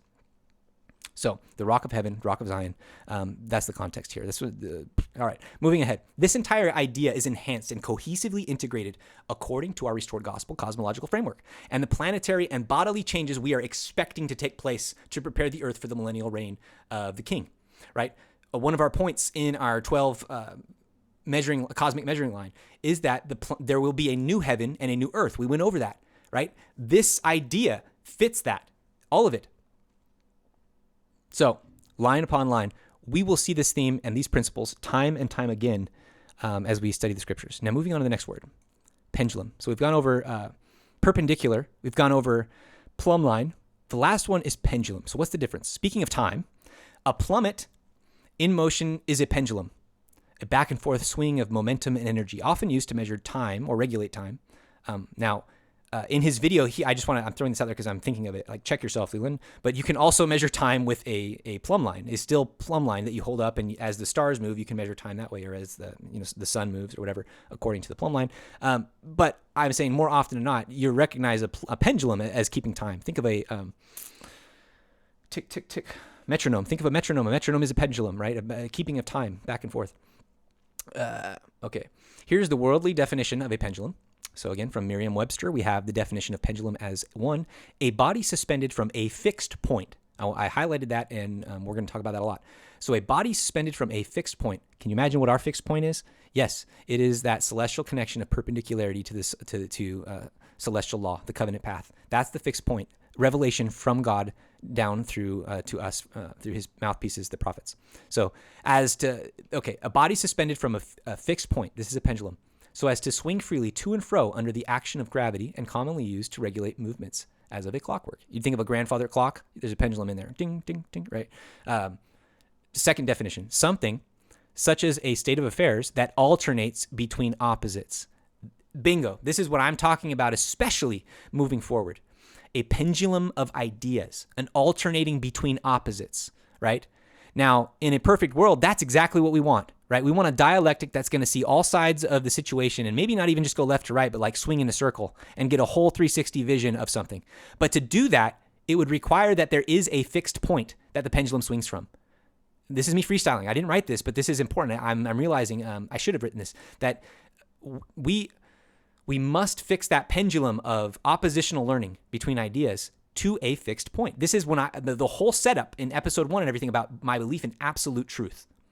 This plays an important role in understanding societal shifts throughout time and moving forward for us, and presently what's going on, right? And this is, again, part of my my thesis in the university, studying different disciplines and history and things like that, realizing that these alternating ideas, think about like heliocentric to geocentric to something now kind of in between that we have, right? Like this happens all the time when you're discovering new things or learning new things, that you go from one extreme to the other until you kind of settle on a harmony or a mix of the best ideas that you have. But if your fixed point originally in that pendulum is manipulated or off track or not correct, well, then it doesn't matter how much swinging you do, you're always going to be off center. Okay? Keep that idea and visualization in mind. So note the motion, this motion and tool are also used in mind control techniques, such as hypnosis. So here we are again, applying this directly to things we've talked about, controlling your mind. Think about it, holding up a little pendulum or a swirling image of, again, like a sine wave, a rotating circle. This should be a huge cue, even at a surface level understanding. If you don't buy into all the mind control stuff yet, it should be a surface level cue to you, an understanding that there is something deeply foundational to our nature connected to an understanding of these concepts, like pendulum, swinging, the motion, sine waves is what we'll get into here. A pendulum creates a frequency. It is sinusoidal in motion. There's another $3 word for you, and it's great. Sinusoidal means of, relating to, shaped like, or varying according to a sine curve or a sine wave. It just means like a sine wave, like a wave. Think of a wave. And so this is creating a wave, and you can see it demonstrated here in this picture. A sine wave is created by an oscillating frequency. Think about that. Oscillation means, again, going back and forth or vibrating between values or changing. In music, I'm very familiar with these things, oscillating tones, sine waves. So to me, this is natural language. I understand these are $3 words to other people, but like this is my domain. And so it makes sense as well, applying these concepts, not just to music or to geometry or things that I'm seeing, but everywhere, because I see them as eternal principles. So like sound is produced by the vibration of our vocal cords, that's the oscillation of a frequency, or the strings of a violin.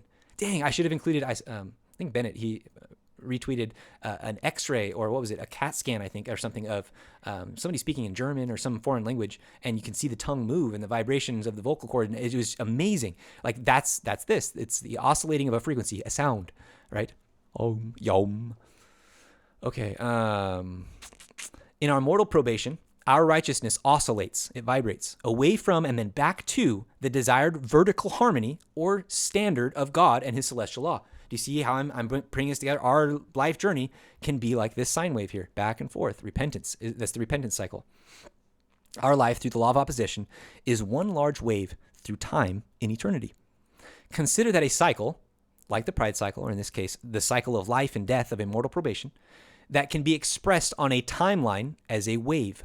Our enduring exercise of faith and repentance creates the peaks and valleys, maintaining and striving for an even tighter vector around the rod of iron and the will of our Lord. That's the goal, right? But again, here's another way to visualize how a circle, just going around it, creates a sine wave. So a cycle creates a wave.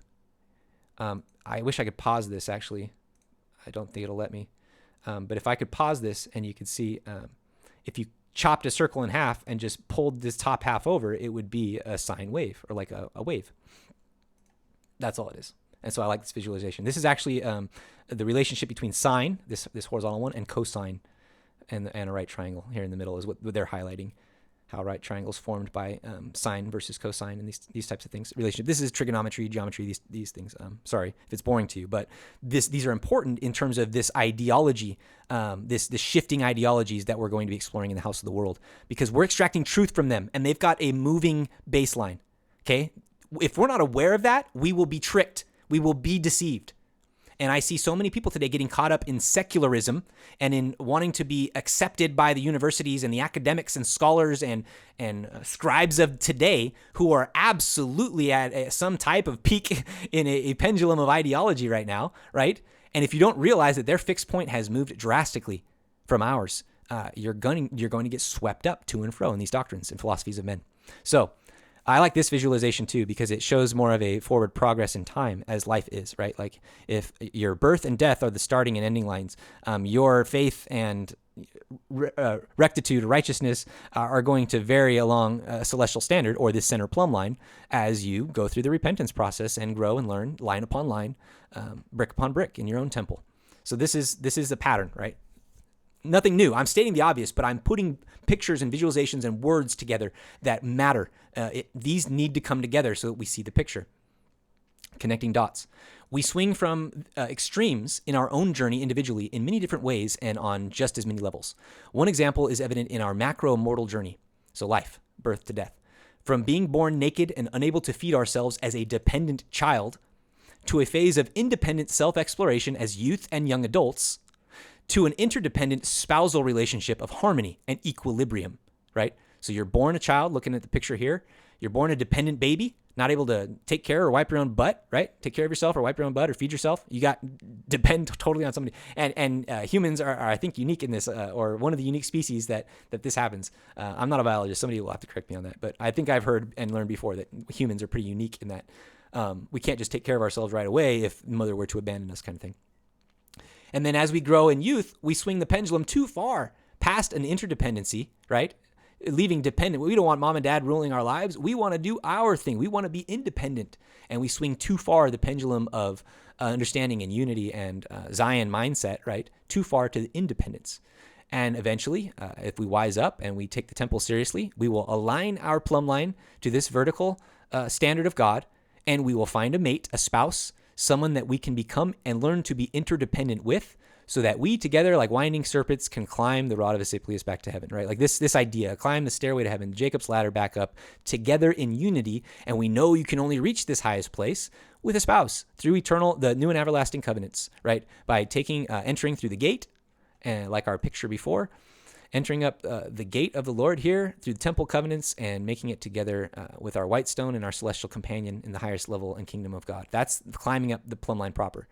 I want to bring this up again because I feel like America as a whole in Western society, we were shoved into independence after the revolution and everything. And then it's like forces just wanted to keep it there, right? We never truly, although we speak of and want to talk about interdependence and in certain realities and ways, I could argue and many could argue that we are interdependent and becoming a global society, that kind of thing. But like in terms of a nation and an attitude of and culture of a people, we are very much focused on independence. And I believe it's intentional because then you can be disassociated or disunified into factions and groups to fight each other if everybody's wanting to be unique and independent. And I think this identity crisis we're seeing today is a product of that long game being played psychologically on us as a whole, that our identities are being hijacked and we're being forced to believe that this standard doesn't exist at all and that we can just hang our own plumb line. It's not the truth. This pendulum-like shift is everywhere, and it is especially important to be aware of this phenomenon and related associated patterns in societal trends, both on the small scale, like personal relationships, fads, etc. Sometimes we'll swing this pendulum too far, even with the people we love the most. Think about like over-disciplining a child or something. You get too mad. I do this. I have this problem with my son because he reminds me so much of myself. And I'm like, you're smarter than that. And I go too hard with the hammer of discipline and understanding and parenting, right? Like this is a parenting, we experience pendulums a lot. But understanding and seeing this, understanding that there is a standard and that we'll swing, it's inevitable, but we want to tighten the swings. So eventually we can just walk in harmony right in here in the hot zone. with how we're acting and how we're rectified or righteously justified according to God. So they can happen on small scales, like I was saying, with personal relationships or with fads in public, right? Like Pogs or Pokemon cards or whatever it might be that come and go and swing with super excited, I need to get this, and now not, and you throw it away. Now it's trash. And now if you have those things, kids will treat you like trash because, oh, you're so passé, right? Like they swing the pendulum one way to the next just to create division, just to avoid this interdependence and unity, right? That's the idea behind a Hegelian dialectic or an unrighteous synthesis model. And I believe that's we're under that right now. We've been under that for hundreds of years. So it's not new. It's not something that we're going to like wake up today and just fix. We are subject to this, and we have to recognize it and choose to stand in holy places. So in both small scale, we see the pattern in small scale as well as along the prophetic or macro timeline, like trends in society as a whole.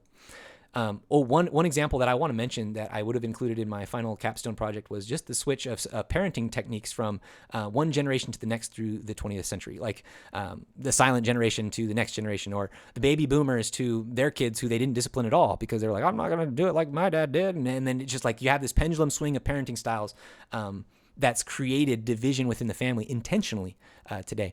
Or think about mother leaving the home and that kind of pushing the pendulum on purpose in certain directions. These are trends that we can look back, document, and have present in our mind that it's prophetic. Like we can see that we were warned of these things if we would but just see them and apply these prophetic concepts to our time. So just as a pendulum can be used to regulate time or intervals, so too can a controlled dialectic of swinging ideas to and fro be used to influence social narratives and guide human actions and values. So if this is your value line and you want to move it, you can do that by pushing the dialectic, pushing the Overton window one way or the next. Again, I mentioned the political parody right now and the pushing of super communist ideas versus calling the other side literal Hitler and Nazi and fascist. They are intentionally winding up the tension on this pendulum. And we are right now in the middle of a reverse swing. For 6 years, I feel like one side had pushed the pendulum to an extreme that was just illogical.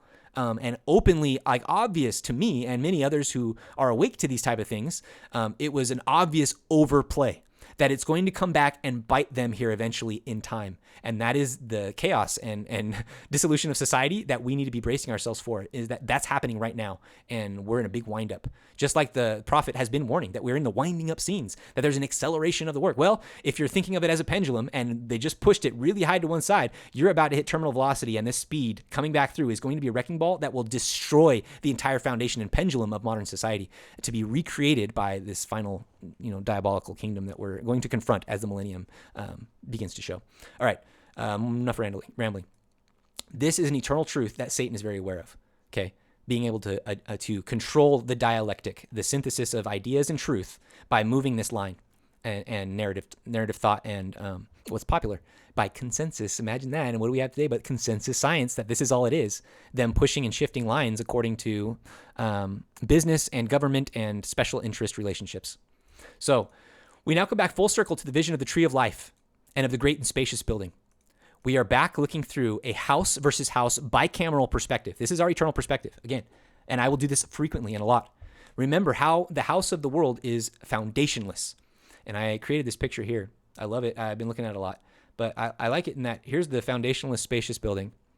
And it's got a pendulum that I put underneath, right?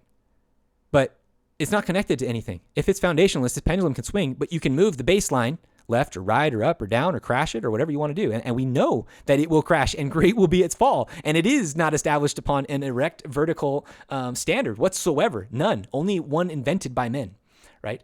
And here's this chasm and gap. It's like a pillar that I put in between, the separation between the spacious building. And here, it's kind of hard to see because it's faded out and layered, but there's a tree of life. And it's kind of parsed like DNA or a ladder or a lattice, a crystal lattice or whatever it might be. And it's symbolic of Christ within the arch, just like in all the symbolism that we see that I've been pointing out, this planetary symbolism. I could superimpose this image right here of Christ over these planets, and it would, again, fit this same archetype. These are the same picture depicted differently. This is the house of the Lord. This is the house of the world, right? But this is anchored. As you can see, it's vertical through and through by the iron rod to the tree of life, connected to celestial standards and covenants and law and exaltation, to be able to lift us up, that perpendicularity right here, to actual truth, to absolute truth. On the other side here, we can see how it's dark and gloomy and foundationless and will move and does move and is moving and will crash. So the rod, plumb line of the Lord on the left. Yeah, this is not just the rod, but the plumb line coming down, and see how it's connected, fixed. And the baseless pendulum of the world on the right. So our plumb line is secured to the eternal source, from root and foundation to heaven itself, through the cornerstone of revelation, right? It is revelation. And this is why the prophet has said, you will not survive spiritually what's coming without the gift of revelation, without walking in line with this right here, this revelation power, because this on the right-hand side, this building is about to go teeter-top collapse. It collapses before the big planetary stuff, okay? And kind of in tandem with it. This is historical. Big nations, captures, captivities, changing of kingdoms, geopolitical powers, and hegemony. All of these things are usually accompanied by a planetary catastrophe that factors in, that people are aware of, subconsciously or not, through divination, through augurs, through astrologers, through astronomy, through watching the heavens. Like they know things happen or will happen or are going to happen, and they prepare to adjust the kingdoms on earth to survive the cataclysm afterwards, right? Like that kind of idea, a doomsday scenario, apocalyptic scenario. Like people preparing, you hear about it, the elite preparing with bunkers and stuff like that. Like they know that there will be either, and some of them only think of it as a war, that it will be the world war that they wage to reduce the population and change the governments of the earth into a one world government, or it will be through a literal catastrophe, because every culture, religion points to that happening. Meteors, planets hitting something, stars falling from heaven, the earth burning, it turning, tilting, falling, like all that stuff is predicted unanimously across cultures, religions, looking forward to our time or the end of times. So like it's not out of the question to be a catastrophist. It's in line, in harmony with all of history, actually, by the way. Only nerds today who want to be accepted by the secular world want to poop on catastrophe. Y'all are whack. Okay. The fixed point of the pendulum of the tree of life will never move. Okay? It doesn't move. It's fixed. It's eternal. God is the same before, today, and forever. Like that's this. that's our and my confidence, my testimony and witness to you that it's true. Like just sticking to this, to the Lord, to the prophet, to our lifelines and standing in holy places, this is going to protect us from everything going on right now. All of the fear you feel right now will be swallowed up as we keep this eternal perspective very present, very, very present. This needs to be part of your heart. Think looking down at the tree of life in Lehi's vision from an elevated perspective, from a top-down vertical view, aerial view. The iron rod would then appear like a plumb line or a perpendicular line of a pendulum with the tree of life as the fixed center point. The plumb line of the world, in contrast, is free-floating and foundationless. This allows for the fixed point at the apex of the ideological pendulum to be manipulated away from the divine and eternal center. Ephesians 4:11-15 says, "And he gave some apostles and some prophets and some evangelists and some pastors and teachers for the perfecting of the saints, for the work of the ministry and the edifying of the body of Christ." Temple language, secular or collective group language, right? He's talking about your body, our body, the body of the church is a temple that we're building the same way you're building your own personal relationship and temple with Christ, right? That's what I'm trying to point out here. Till the day that we all come into the unity of the faith, a body working together, all of its members are going to be in harmony, and that's Zion, that's one mind, one heart, and of the knowledge of the Son of God, unto a perfect man, unto the measure and the stature of the fullness of Christ. Think about this as well, throwing that cosmic layer in there, understanding that the return of celestial environment and a paradisical state and Zion to the earth will indeed appear as a man standing on earth, or a throne and sitting in a throne with the earth as the footstool, or the earth being, having 1 foot in the ocean, 1 foot on land, on 1 foot on land, kind of thing. Verse 14. I'll read 13 again. "Till the day we come into the unity of faith and the knowledge of the Son of God, unto a perfect man, unto the measure again, measuring line, plumb line, and the stature of the fullness of Christ." 14, "That we henceforth be no more children, tossed to and fro, and carried about with every wind of doctrine, by the sleight of men, and their cunning craftiness, whereby they lie in wait to deceive." Right? He's talking right to this floating building concept, the philosophies and doctrines that go to and fro with men, carried about by them.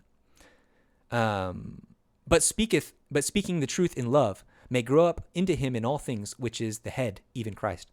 So the head, Christ, the fixed point, that's what he is, right at the top. We are part of that body, climbing up through him, only through him, and through that covenant of taking his name upon us and seeking him. Can we do this? Christ is the head. Christ as the head is Christ as the fixed point. As in Amos's vision, Christ is the one holding the plumb line. Now, Daniel 12, verse 4 also says, But thou, O Daniel, shut up the words and seal the book, even to the time of the end. Many shall run to and fro, and knowledge shall be increased. And I added a note here to read that whole chapter, Daniel 12. As our awareness of the cosmic layer of the gospel is increased and gradually added to our perspective, Michael saving Israel and the establishment of, Michael as in Adam, coming back to earth, saving Israel and the establishment of Adam on Diamond will take on a whole new meaning with clarity, but a story and focus for another chapter. An enhanced awareness of the sinusoidal, remember sine wave, the wave-like form, an enhanced awareness of the sinusoidal and baseless nature of the doctrines and philosophies accepted by the house of the world. Oh no.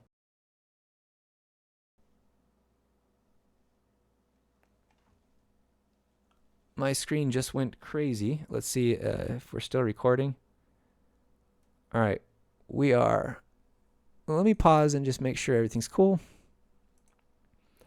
All right, it seems to be working. Sorry about that. Technical difficulties. My whole monitor just like went crazy with color schemes, and looks like the graphics card was having a hard time or something. Hopefully it doesn't ruin this recording, but here we go. An enhanced awareness. Where was I? Okay, so being aware of this sinusoidal and baseless nature. So being aware that this fixed point of the world moves, right? That you can't accept them as being honest and associated with absolute truth always, even though they claim it. They're absolutely, oh, this is fact. We know, settled science. We know that this is what's going on. And that's what I'm saying is be very skeptical of anybody from the world who isn't looking at things from an eternal perspective and taking into consideration our cosmic measuring line, for instance, is going to be off base. So having awareness of that, as well as an awareness of the same pendulum-like patterns manifested within the culture and the house of the Lord, right? So I'm not saying that within the church up here that we are unaffected by pendulum swings, because we see that all the time. There's cultural swings, not just, I mean, right now, even online in your various social circles online with your favorite app, whatever it is, with your favorite media, you're going to see that there are pendulum swings of ideas and fights and in-groups and ites, all kinds of people being created. And this is the same manifestation. So we need to be aware of that as well and stick to the center line. So being aware of those will help us to identify and maintain a more measured and balanced approach to seeking and synthesizing intelligence to our temple of knowledge. So all I'm saying there, big long sentence, if you're aware that ideas shift from one extreme to the next, you can take a more balanced approach at seeking and synthesizing the truth from understanding that. You have to read somebody's ideas and say, okay, where do they fall on the pendulum, on the spectrum of understanding? What foundational ideas are they taking as assumptions? Right? And are those assumptions in conflict with what I know to be absolute truth? That question should go off every time you hear somebody say something that you think challenges your fundamental worldview. So we can calm the storms of the extremes that manifest in our lives by staying rooted and focused on the fixed point of Jesus Christ and staying firmly grasped to the iron rod. That's the way. You want to know what's the secret sauce for not swinging wildly even on the pendulum of the Lord? Well, stay fixed like Peter, looking on the Lord, not distracted by the waves and the tumult moving around us. Because despite being connected to this rod of iron, we are here with these people in the floating building. We are captured by this Babylon. So we're going to experience a lot of their punishment and judgment until we're separated. Okay. I read this part. Okay, moving on. Catastrophism and uniformitarianism. In the previous essay, part 2, I introduced a passage. So this is where we're going to finally move after explaining the pendulum portion of all this. We're going to move now into exploring how to apply that to some of the most fundamental disciplines in science today. Things that affect our long-scale disciplines like cosmology, astronomy, geology, archaeology, these things that require on a correct understanding of the history of the Earth, they need to be in harmony with what we know to be absolute truth. And there's a fundamental disagreement today that we can point to directly and make a decision. You have to decide whether you believe in catastrophism or some form of it, or if you're going to deny it in form and accept the world's distorted version of it today. Because I'm going to show you how it started. It was a polar opposite difference here. And in the 1800s, go imagine, during the same time of enlightenment. So that's what we'll get at here. Okay. So I introduced a passage in last episode from M. Garfield Cook, and he is one of the scientists that our Institute manual points to study for alternative ideas on Earth's history. So specifically named. That's why I'm using him as well, because he's in our Institute manuals. he spoke of this example, and I just want to reread it again, about the dispensation of deceit that parallels the restoration. So this house versus house understanding of history, and especially the history of science here as it relates to cosmology. So shortly following the publication of the Book of Mormon, and we read this before, but I'm reading it again because I want it present in our minds as we discuss this. Shortly following the publication, I do this for myself. I'm not trying to be condescending or dumb it down for people. I do this, and so this works. I'm sharing what I do. Shortly following the publication of the Book of Mormon and restoration of the church in 1830, doctrines of deceit began to arise. Charles Lyell came forth in 1830 with uniformitarianism and its geologic timescale. That's what we're going to focus on right now, but we'll continue. Marx claimed to have been suddenly awakened in the early 1830s. Darwin began formulating his theory on the origin of species while on a voyage in the Beagle. This led to the loss of faith in the biblical story of man's creation in favor of evolution, a doctrine which has, perhaps more than any other, led to the secularization of society. Yeah, because this takes out our entire identity, where we come from, who we are, and it takes out a pillar of the plan of salvation in the creation and the literal nature of Adam being the first man. Okay. The Great Awakening in the development of geology in the early years of the 19th century was described by Erlingdorf, again, just an early geologist, as follows. In the middle of the 18th century, contemporary geology as such had not been conceived. 18th century would be the 1700s, okay? So had not yet been conceived. The origin and history of the earth and its inhabitants were thought of in terms of the supernatural rather than the natural. Now, I would point out, too, here, at this time in the 1600s to the 1700s, 1800s, Joseph Smith's day, it's still involved in a pendulum, because going back to the beginning, when cosmism was stripped out of the understanding of like a Christian world or the Western world, or during the Dark Ages, like a lot of the pendulum was swinging wildly. They had very naturalistic views that the planets were involved before, and then they eliminated them totally once they thought that they weren't coming back, kind of thing. And then we're just starting to get back to the truth in the 1700s with the release of the Bible, and people once again believing again in a supernatural cause to creation and the things of the Bible rather than a natural one. Now, we as members of the church, we don't call it supernatural. We think it's all natural. We think all miracles are laws, just not understood by us. Or like we say, all matter is all spirit is matter. It's just more refined. So again, the things that are miraculous, they're real, they're literal, they're natural events, but something else is happening that we're not understanding. That's what it means. Not that it's above being natural or according to order and law. That's not what we believe. So our God is a God of law and order, justice and mercy. There was no need for a concept of a geological timescale previously, because they believed in the supernatural. It's like, who cares if it was millions of years? No, the Bible says it was 7,000 years. That's the age of the earth. Like that's most people took it at face value, so long as the world's history was reckoned in terms of only a few thousand years. So with respect to the origin of fossils, so fossils get discovered. Ideas previously of spontaneous generation, and we went over that before, gave way to diluvial or flood theory. They found these fossils and they said, okay, the animals and people didn't just appear and disappear or whatever supernaturally, but big catastrophes like the flood came, and these fossils are remnants of that destruction of the flood. That's what started to become popularly accepted.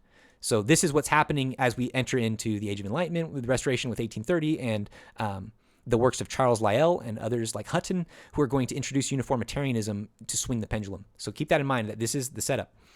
So these floods considered fossils as remnants of the annihilation of living plants and animals by the Noachian deluge until about the end of the 18th century. So the flood theory remained the prevailing and dominating concept. There was still no need of a geologic timescale. The early years of the 19th century ushered in a great awakening in geology. Again, here we go, right in line, the parallel dispensation of deceit. The determination of the value of fossils as chronological documents has done more than any other discovery to change the character and accelerate the progress of difference between the conditions of the silence before and after that discovery has been made. Okay, that's a big run-on sentence. I'm not going to break it down other than to say that fossils and making them chronological documents was important and changed everything. So one of the results of this important discovery was the conception and development of a geologic timescale. They had to get accurate. So you had to pull these fossils, find a way to measure them, and then you wanted to measure them accurately according to the historical record, right? That's what you're trying to do. In light of Joseph Smith's vision of darkness, it was a vision that he described earlier, talking about these parallel dispensations of the restoration and this dispensation of deceit, or the Gentile world. Mystery Babylon. One is led to ask what caused the Great Awakening, which resulted in the development of theories of modern geology which tended to take away from the belief in the flood and Noah and provided an illusory foundation for evolution. And then in Colossians 2:8, beware lest any man spoil you through philosophy and vain deceit, after the tradition of men, after the rudiments of the world, and not after Christ. Then I wrote, in the house of the world, the ideological pendulum swings within disciplines of specialization. The example above given of changes in geology, described by Cook and Dorff, post-1830. They're an example of the satanic dialectic deployed in the parallel dispensation of deception. The satanic dialectic, and what I'm talking about, is this back and forth pendulum swing of narrative control. That is the baseless societal ideological pendulum in full global motion in the latter days, making wide swings initially that shift the fixed point. So here's a wiki definition of catastrophism. I'm going to read it real quick. Oh, I wanted this to blow up. I didn't want to click on the link. Oh, well. Okay. In geology, catastrophism theorizes that the Earth has largely been shaped by sudden, short-lived, violent events, possibly worldwide in scope. Yes. Book of Mormon witnesses to that. Scriptures witnesses to that. Ancient cultures witness to that. Mythology witnesses to that. Oral traditions witness to that. Occult history witnesses to that. It's only modern secular science and people brainwashed by it who put their faith in that religion, right, that are confused that this is a part of it. Now, I'm not saying it's all of it, right? I believe we're in a time and period of relative non-cataclysmic events because of the fall, because of how I understand how things happened, right? I'm not trying to say like I'm not swinging the pendulum one way or being biased in that regard, other than to say that the witness that catastrophism needs to be included is clear, and to take it out entirely, like uniformitarianism does, is irresponsible and wrong and intentional. So this contrast with uniformitarianism, sometimes called gradualism, according to which slow incremental changes, such as erosion, brought about by all the Earth's geological features, the proponents of uniformitarianism held that the present was the key to the past. The present was the key to the past. Hogwash. And that all geological processes, such as erosion, throughout the past resembled those that can be observed today. Since the 19th century disputes between catastrophists and uniformitarians, a more inclusive and integrated view of geologic events has developed. Okay, so they've swung the pendulum back. What they're not telling you is that it took nearly 170 years before they did. The first catastrophe that they really started to allow to be accepted in their standard model of uniformitarianism was an asteroid that took out the dinosaurs millions of years ago, and it wasn't until 1980, I believe, right? Let's dig into this a bit. I just want to go over this a bit more. I do want to read this, actually. Proponents of catastrophism proposed that each geological epoch ended with violent and sudden natural catastrophes, such as major floods and the rapid formation of major mountain chains. Yeah, the scriptures say that too. The mountains melt like wax, the valleys were made high places, and the mountains made low, that kind of thing. Plants and animals living and we saw the Book of Mormon, think of the destruction all within 3 hours that took place. Whole cities swallowed up or taken up or destroyed in a violent cataclysm, right? Plants and animals living in parts of the world where such events occurred became extinct, to be replaced abruptly by new forms whose fossils defined the geological strata. Some catastrophists attempted to relate at least one such change to the biblical account of Noah's flood. French scientist Georges Cuvier popularized the concept of catastrophism in the early 19th century. He proposed that new life forms had moved in from other areas after local floods and avoided religious and metaphysical speculation in his scientific writings. Oh, well, thank you, George Cuvier, for avoiding religious and metaphysical speculation. So detaching yourself from the plumb line of God and the truth and witness of the past is lauded and applauded by the authors of Wikipedia and the greater scientific world. Thank you, George Cuvier, for doing that. Now, I like George Cuvier because he does introduce catastrophism in a good way initially. But this is what people today will do when you want to introduce alternative ideas to a popularly brainwashed society. They will say, well, they will point to ideas like catastrophism and only define it in their mind according to George Cuvier's 1769 version of it. While their accepted version of uniformitarianism has made several pendulum-like adjustments to what they consider it today. They're not holding themselves to the 1700 definition of uniformitarianism, which was totally different than how it's viewed today. But they will do that when you introduce alternative competing theories and ideas like catastrophism. They'll point to some quote-unquote debunked version of what you're saying and define it for you. and then they will wrestle the conversation from you if you do not go to the foundation and define these things yourself. That's what this exercise is, and that's why I go to such great lengths in these essays and what I'm doing here to explain how I see that. I'm doing this internally, naturally. I don't have to say it out loud. I'm just doing it, right? But to write it out and share how that's working for me has been pretty complex and hard to do here. So I appreciate you sticking with me and enduring my rants here, because I realize I'm ranting a lot. Okay, but let's dig into this 1800s debate a bit about catastrophism versus uniformitarianism, because this is where it starts at the beginning of the Restoration. So it's foundational and important, especially to cosmology and understanding Earth's history, because this is going to change how the rest of the world sees time and the age of the Earth and the age of things. And that's important in trying to contextualize the biblical story. And how many people today are like, oh, the flood wasn't real. It was a local event. The scientists have told us there's so much archaeological evidence. And they're just so lost in the gosh dang sauce. Yeah, gosh dang, I went there today. I actually want to go about this by sharing a few videos from the perspective of the house of the world. Okay, so these are going to be the enemy describing this conflict. Okay, keep that in mind. Then we'll work backward and apply our restored cosmism framework. So these are a few YouTube videos from the first page of results presented when I typed in catastrophism versus uniformitarianism, right? So I didn't select these. It's not me picking and choosing. I mean, I did because they're short enough that we can watch them, and I don't feel too guilty for making you listen to them. But as well, they explain important concepts and figures that I don't want to have to sit here and copy paste links to show you my homework, right? You can do the homework. If you're really into this stuff and you want to check these things, I'm inviting you and encouraging all people, do your own research on this stuff to fill in the gaps that I am not putting here specifically for you. Okay, I am trying to do a big thing in broadly sweeping and including lots of different ideas that could be deep books and volumes of rabbit hole elaborations. Okay, I understand that. I want you to understand that clearly, that that's what we're doing. So if I miss something, maybe we'll get back to it, maybe not. Let me know. Communicate it to me, because there's so many things. I'm focused linearly on a macro picture and describing that. So this is why I want to share, though, the overall tone and framing that represented in these videos by these ladies sharing these ideas. They are typical of what I experienced at Arizona State University, at the House of the Devil, in classes that explored these same concepts in depth. Like, these classes were specifically talking about catastrophism and the history of geology and these types of things, or the changes in narrative, and this is how they presented it. Like, you'll hear. Well, so let's watch this first one here. And I'm going to speed it up to double speed. If that's too fast for you, I'm sorry. I'll put on the captions if you want to keep up. Catastrophism and uniformitarianism. If it'll load. Have you ever seen pictures of or even visited Yosemite National Park in California? If you have, you've probably seen the dramatic granite cliffs rising above the valley floor. Some of them are over 3,000 feet or 900 meters tall. This is annoying. You've probably seen the dramatic smooth slopes of Tenaya Canyon and the famous rock called Half Dome. So how did Yosemite come to be this beautiful? We don't need the HD quality here for this. If this will help. Dramatic valley. Around 1870, a debate raged over Yosemite's John Muir. That's what it says over here on the left. origins between famous naturalist John Muir and the official state geologist of California.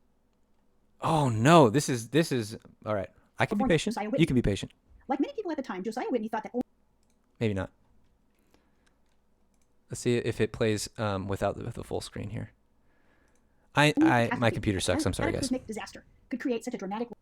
My internet is probably what's failing me right now. Landscape. A huge earthquake? Well.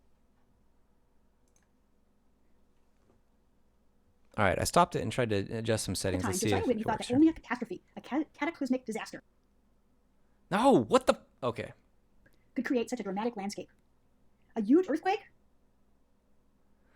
All right, we're gonna have to scrub through this then, because this is frustrating. The Earth's surface has been largely shaped by sudden, violent events called catastrophes. All right, I apologize for all the stops. I literally almost just punched the wall. So this hasn't happened to me ever, and not all week, not last week, but now as we record. So let's try and play it through one more time here. I'm being patient, and if not, I'm just gonna skip it. Famous rock called Half Dome. So how did Yosemite?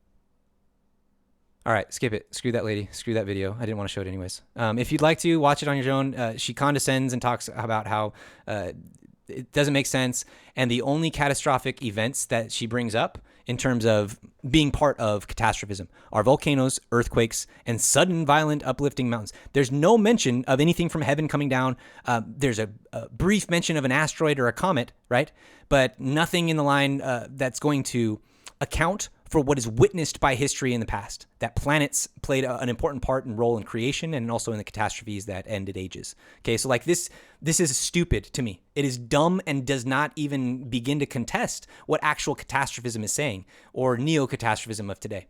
And we'll get into that. Like, it's not, if she's just talking about the 1800s, okay, maybe. But even then, they knew that comets were the cause of a lot of these upheavals and disasters. Right? It wasn't a mystery back then about comets and them having a drastic impact on the Earth. And we'll explore that too later.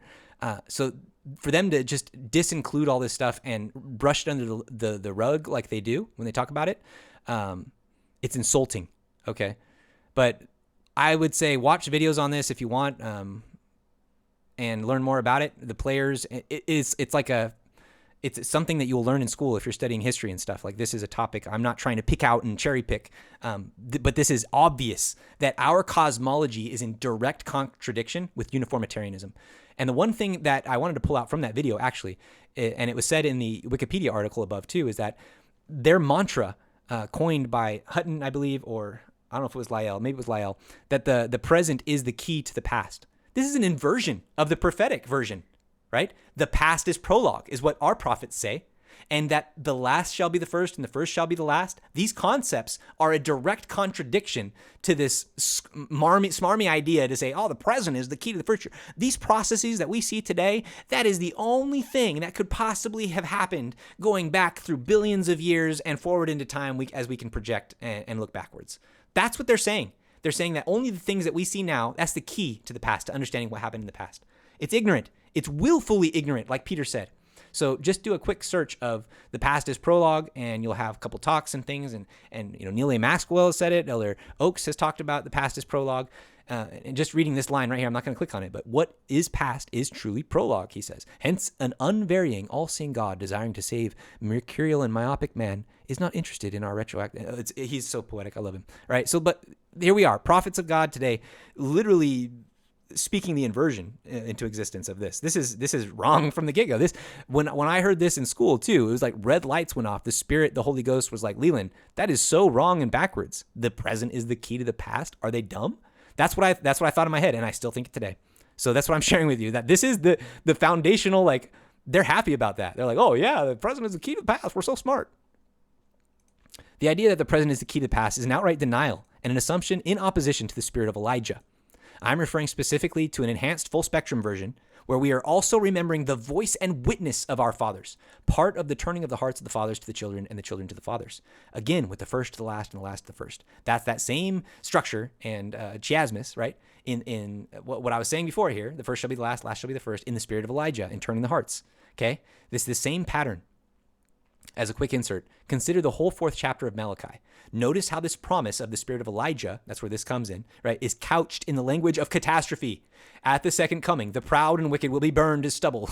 Elijah will return before the great and dreadful day. And Elijah, well, guess what? He's known for his whirlwinds of fire and calling down fireballs and fire pillars and things from heaven and dealing with the clouds and flying away and being translated, which is a doctrine unto other planets, right?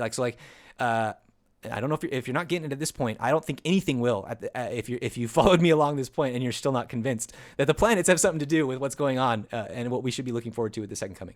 So he says, "For behold, a day cometh that shall burn as an oven, and all the proud, yea, and all that do wickedly." How many times have we heard this from so many different sources today in scriptures that I've cited? All the proud that do wickedly shall be stubble, and the day that cometh shall burn them up, saith the Lord of hosts, and it shall leave them neither root nor branch. Right? Because they uplifted it themselves. They're up floating in the spacious building without a root, and it will just get burned. But you that fear my name, shall the Son of Righteousness arise. The day star shall arise in your heart, right? The Son of Righteousness arises with healing in his wings, and ye shall go forth and grow up as calves in the stall. And I see that as well right now. That's what we're doing. We are calves in the stall, and the kings of the Gentiles and these Babylonian dummies, right, are helping us grow. The church is growing. The faith of the membership is growing despite the schism that we're seeing right now because of the acceleration of the work of the Lord and the separation of the wheat from the tares, right? So yeah, we're going to have disappointing times, and we're going to see people that we really are rooting for make poor decisions. Myself included. I've been making poor decisions that I'm disappointed in, and I'm trying to be better. So like all of us are in this boat right now, really needing to step it up. And people who haven't jumped on the boat and started following the prophet with the seriousness that he is projecting, they will be the ones that are going to be shaken awake, and it will not be a pretty response from them unless they really humble themselves.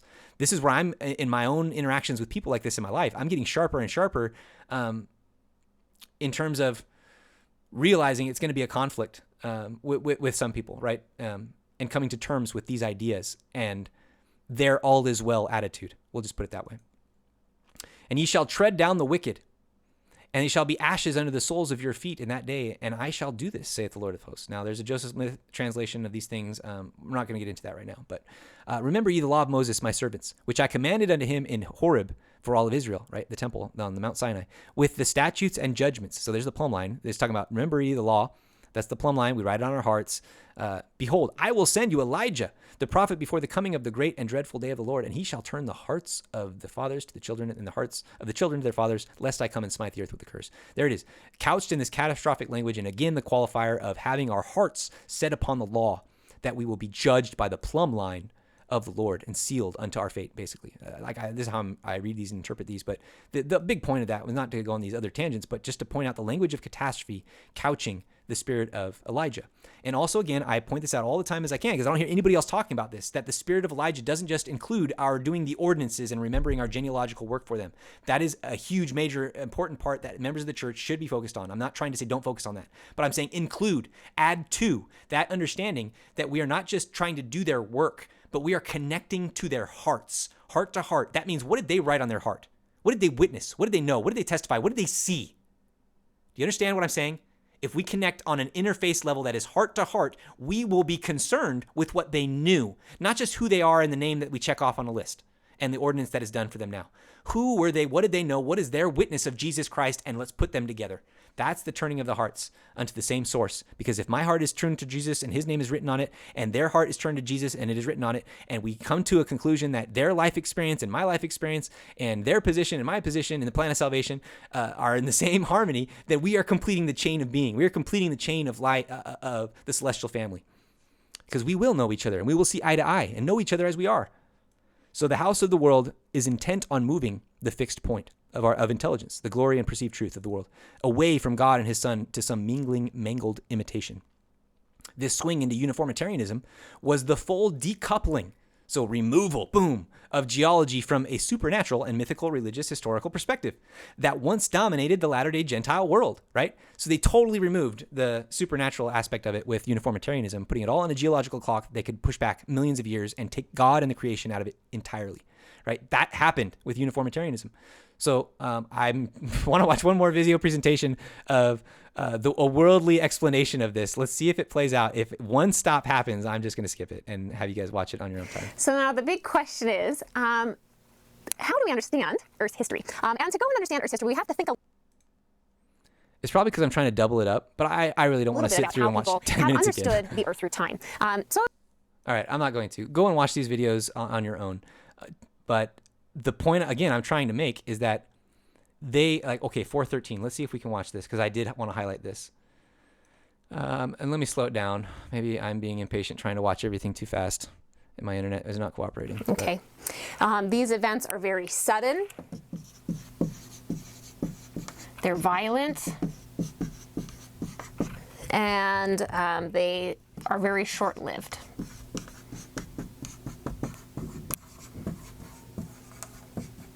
Okay, and so when you're trying to remember it, this would be like that biblical flood.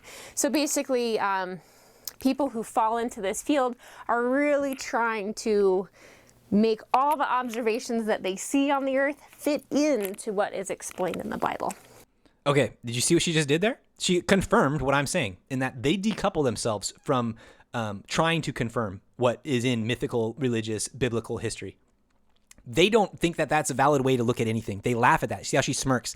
They're those cute people. They're trying to make sense of the world according to the Bible. That's exactly the way it's presented. And all through college, that's what it was. It was like, oh, the silly people of the past, they wanted to make sure that they could believe the Bible. You know what I mean? Like this is the way that the world treats this stuff. And it's so obvious if you've tuned your heart to hear it and to see it and to understand where they're coming from. A baseless foundation that believes in theories and ideas that are absolutely not perpendicular to the absolute truth of God. Okay, so it's a denial of the witness of those who came before us. They testified that they survived and were protected and blessed by God through various catastrophes. The very namesake of our church implies that we are expecting the great final cataclysm that will end the world as we know it and usher in the great millennial day of the Lord. The Latter-day Saints have not... Okay, so this is a quote from Anthony Larson, and I don't know if I've explained him yet on the podcast. He's another Latter-day Saint here within recent history, passed away but a few years ago, but has written books and has several videos online you can look for that speak to these things. And as well, he has lectures you can pay for. You don't have to. I've bought all of his lectures, both on cosmism, on this kind of stuff, and on the book of Revelation. I have a lot to say about that. And in those lectures and in more of his deeply formed ideas and opinions, I have some disagreement with Anthony on a lot of things. But the general introduction of cosmism as a layer of the gospel that needs to be taken seriously or should be taken seriously by anybody on a path of exaltation and wanting to understand the temple, right? I 100% agree with Anthony Larson, and I turn everybody to him as an introduction.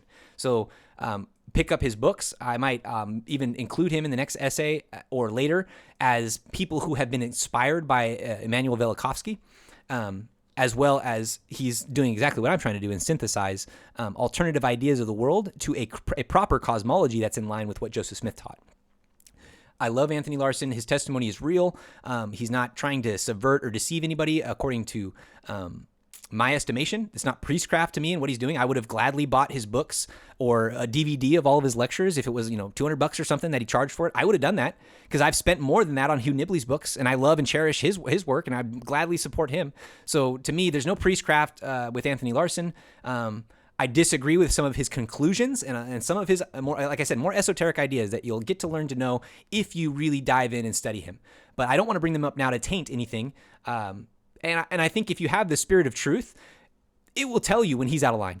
Like it tells you when I'm out of line. Like it'll tell you when, that's how the spirit works, right? Line upon line. And so we'll get to that eventually. But I want to read this quote from him because it brings in and supports this idea of the past is prologue, with particular clarity referring to the Book of Mormon. So he says, Latter-day Saints have not typically thought of the Book of Mormon as prophetic, yet, in terms of like speaking to the future. Yet that may have been one of its primary but unstated purposes. Well, it is in the definition of prophecy as the witness and testimony of Christ. It's right there on the cover now afterward that it's another witness of Jesus Christ all throughout. Like that's what it is. So it is prophetic in that sense. But in terms of colloquial understanding of prophetic, meaning, predicting the future or looking to the future, I don't see it that way, but I know it's included. It may have been what Anthony Larson is saying here. It may have been one of the Book of Mormon's primary but unstated purposes. Now follow him here. I agree with this. When Mormon set out to write the Book of Mormon, he knew what was to befall the Gentiles who would one day inhabit this continent. He wasn't writing for the people of the Book of Mormon. He knew they would never see it. So he wasn't trying to make a history that they're going to read and relish. No, those were already written in there. He was writing something specifically for us to guide us, to show us that the past is prologue, that how the past was for them will be the future for us. All right, I tangented there, but let me continue with Anthony Larson. He says, when Mormon set out to write the Book of Mormon, he knew that what would befall the Gentiles, who would one day inhabit this continent. After seeing them in vision and comparing their doings to those of his people, the Nephites, he noticed remarkable similarities and carefully edited and composed his record to illuminate the parallels between the Nephites and the Gentile nations. Yet it seems that we who read the Book of Mormon today almost completely miss that point. We read the Book of Mormon, but we fail to understand that subtle message. As it turns out, American history is foreshadowed in Nephite history, beginning to end.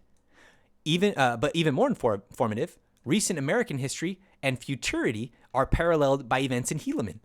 That is, we can know what will happen in both our immediate and distant future by reading the Book of Mormon. So past is prologue, once again, in our keystone of the religion. So the past truly is our key to preparing for and understanding the future. This is the opposite inversion of uniformitarian view of the present is the key to the past. It is also a key to unlocking and fulfilling our role in the present. The Book of Mormon is undoubtedly the keystone of our religion. So let's remember this real quick. unless we read the Book of Mormon and give heed to its teachings. The Lord has stated in the 84th section of the Doctrine and Covenants that the whole church is under condemnation, and this condemnation resteth upon the children of Zion, even all. The Lord continues, and they shall remain under this condemnation until they repent and remember the new covenant, even the Book of Mormon, and the former commandments which I have given them, not only to say, but to do, according to that which I have written. Now we not only need to say more, but the Book of Mormon, but we need to do more with it. All right, I'm going to stop it there. I encourage you to read all of his talks, everything. But this is the condemnation I see in that not only are we not taking it seriously, I think we're doing a lot better, and because this talk was given, obviously, decades ago. So I'm not trying to presentism this and say, oh, this applies to us today. I think the faithful of the church are now taking the Book of Mormon seriously. That this is happening, that we are repenting, that we are, with Come Follow Me, more engaged in Scripture study, the faithful, than ever before. And we have more resources and availability to content to uplift us and expand our horizons of understanding than we've ever had in the history of the church or the world, I would venture to say, in terms of a body of priesthood and membership and their ability to learn the gospel. Okay, so I think now is the time that we're putting our money where our money where the mouth is. I can't remember the phrase is. We're proving ourselves. Are we taking the Book of Mormon seriously? Are we seeing these additional layers? Like, I'm presenting a cosmic layer, that there are definitely cosmic hints and layers to the Book of Mormon that we can appreciate and understand, that will enhance our ability to know what to do now and in the future, right? But also this parallel that the past is prologue, to see the history of the Book of Mormon and the history of the civilizations that have occupied this land in the Americas, going back historically, from the Nephites to the Jaredites to even before them, the people of Enoch, right, that lived on this land. That this land is a choice, promised land, to understand that history and to see the parallel provided for us, that it is cyclical, that we are following the same exact path that they lived, and they are warning us for it. Well, then with more hope, with an eye single to the glory of God, maybe we'll read the advent of Christ here to the Americas as a preview of what his advent to the Americas in the last days, our time, will be. Because I promise that's the modus operandi. We've been given a roadmap in the Book of Mormon, and the prophets suggest this. So we take it seriously, and we remove our condemnation. Now, a crime scene. Like I mentioned before, the late Anthony Larson, again, one of my mentors, I love him, and rest in peace, would often describe this debate regarding catastrophism as analogous to a crime scene investigation. When an investigator creates a case, they utilize both the evidence observed, collected, at the scene, and they gather the eyewitness accounts, the testimony and witness, as well as any additional information that they can piece together, right? They use both parts, both the evidence and witness testimony. Uniformitarianism willfully ignores the eyewitness testimony of revelation, scripture, mythology, and the mystery and native oral traditions of the fathers of the past and their children present. Just as Peter warned, he said, knowing this first, that there shall come in the last days scoffers, walking after their own lust, and saying, where is the promise of his coming? For since the fathers fell asleep, all things continue as they were from the beginning. Uniformitarianism. For this they are willingly ignorant of, Peter says, that by the word of God the heavens were of old, and the earth standing on the water, in the water, whereby the world that was then, being overflowed with water, perished.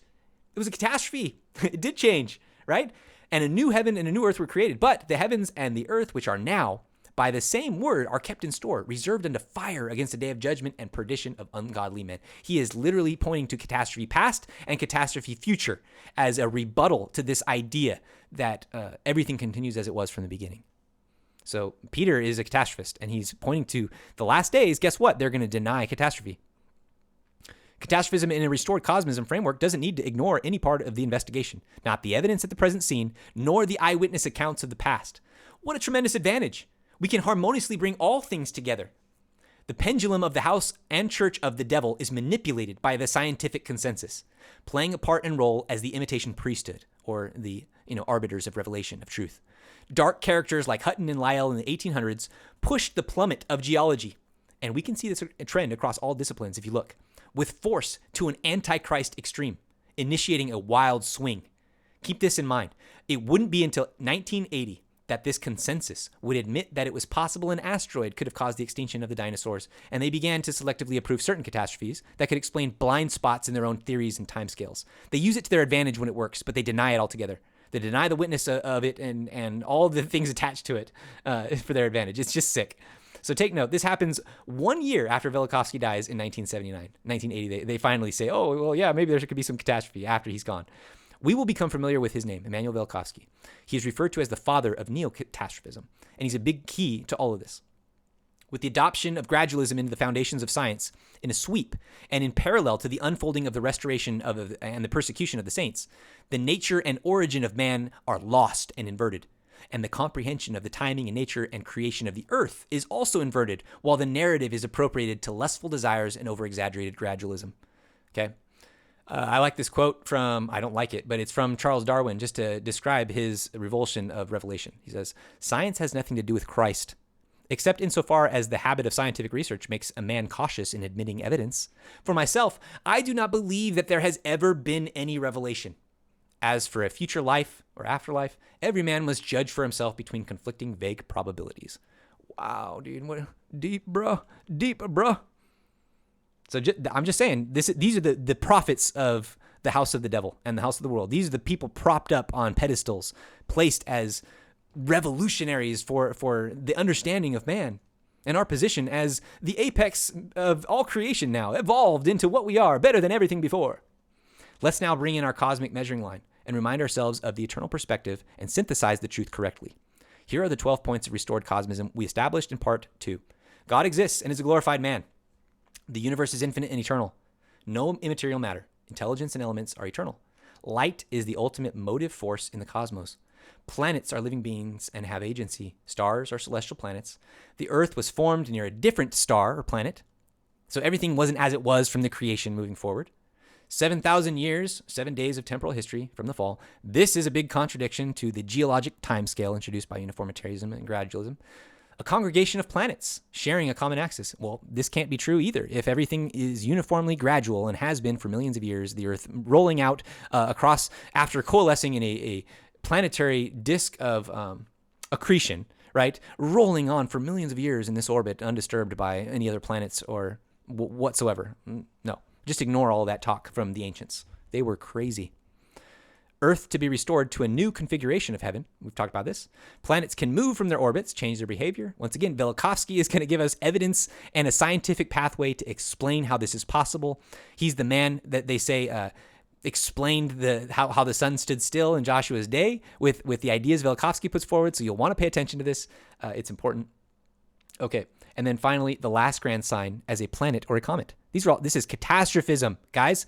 We live and have a catastrophic cosmology restored by Joseph Smith. So in the context of what we were discussing, geology and Earth history, when we apply our cosmic measuring line, these principles above, we cannot accept a uniformitarian worldview. Period. Boom. Catastrophe plays a prominent and focused role in our cosmology. As I studied in college, I kept this very present in mind when learning about various subjects, especially the subjects that lean or rely very heavily on a modern understanding of a geologic time clock and extremely long time scales like archaeology, astronomy, cosmology. These disciplines are the most affected by this error at the foundation. What is the answer? What's the appropriate harmony between a world history of unanimous cultural testimony of sudden catastrophic planetary changes in the memorable past and an emerging faux enlightenment or enlightened worldview that literally ignores the past witnesses altogether? Well, for a long time, I pondered in my heart the apparent contradiction and the consequences this faulty foundation has caused and continues to cause to the superstructure of intermingled scientific disciplines and the intelligent thought established atop it, right? Let's again remember Brigham's cutting teaching in this regard. And this is going to be a general introduction to Velikovsky, and we'll end here. I'm not going to get into very much of the specifics other than to identify some of the things that he did, and then we'll end this episode. And we'll go into depth in a lot of these things in later episodes, I promise. But again, we've read this before.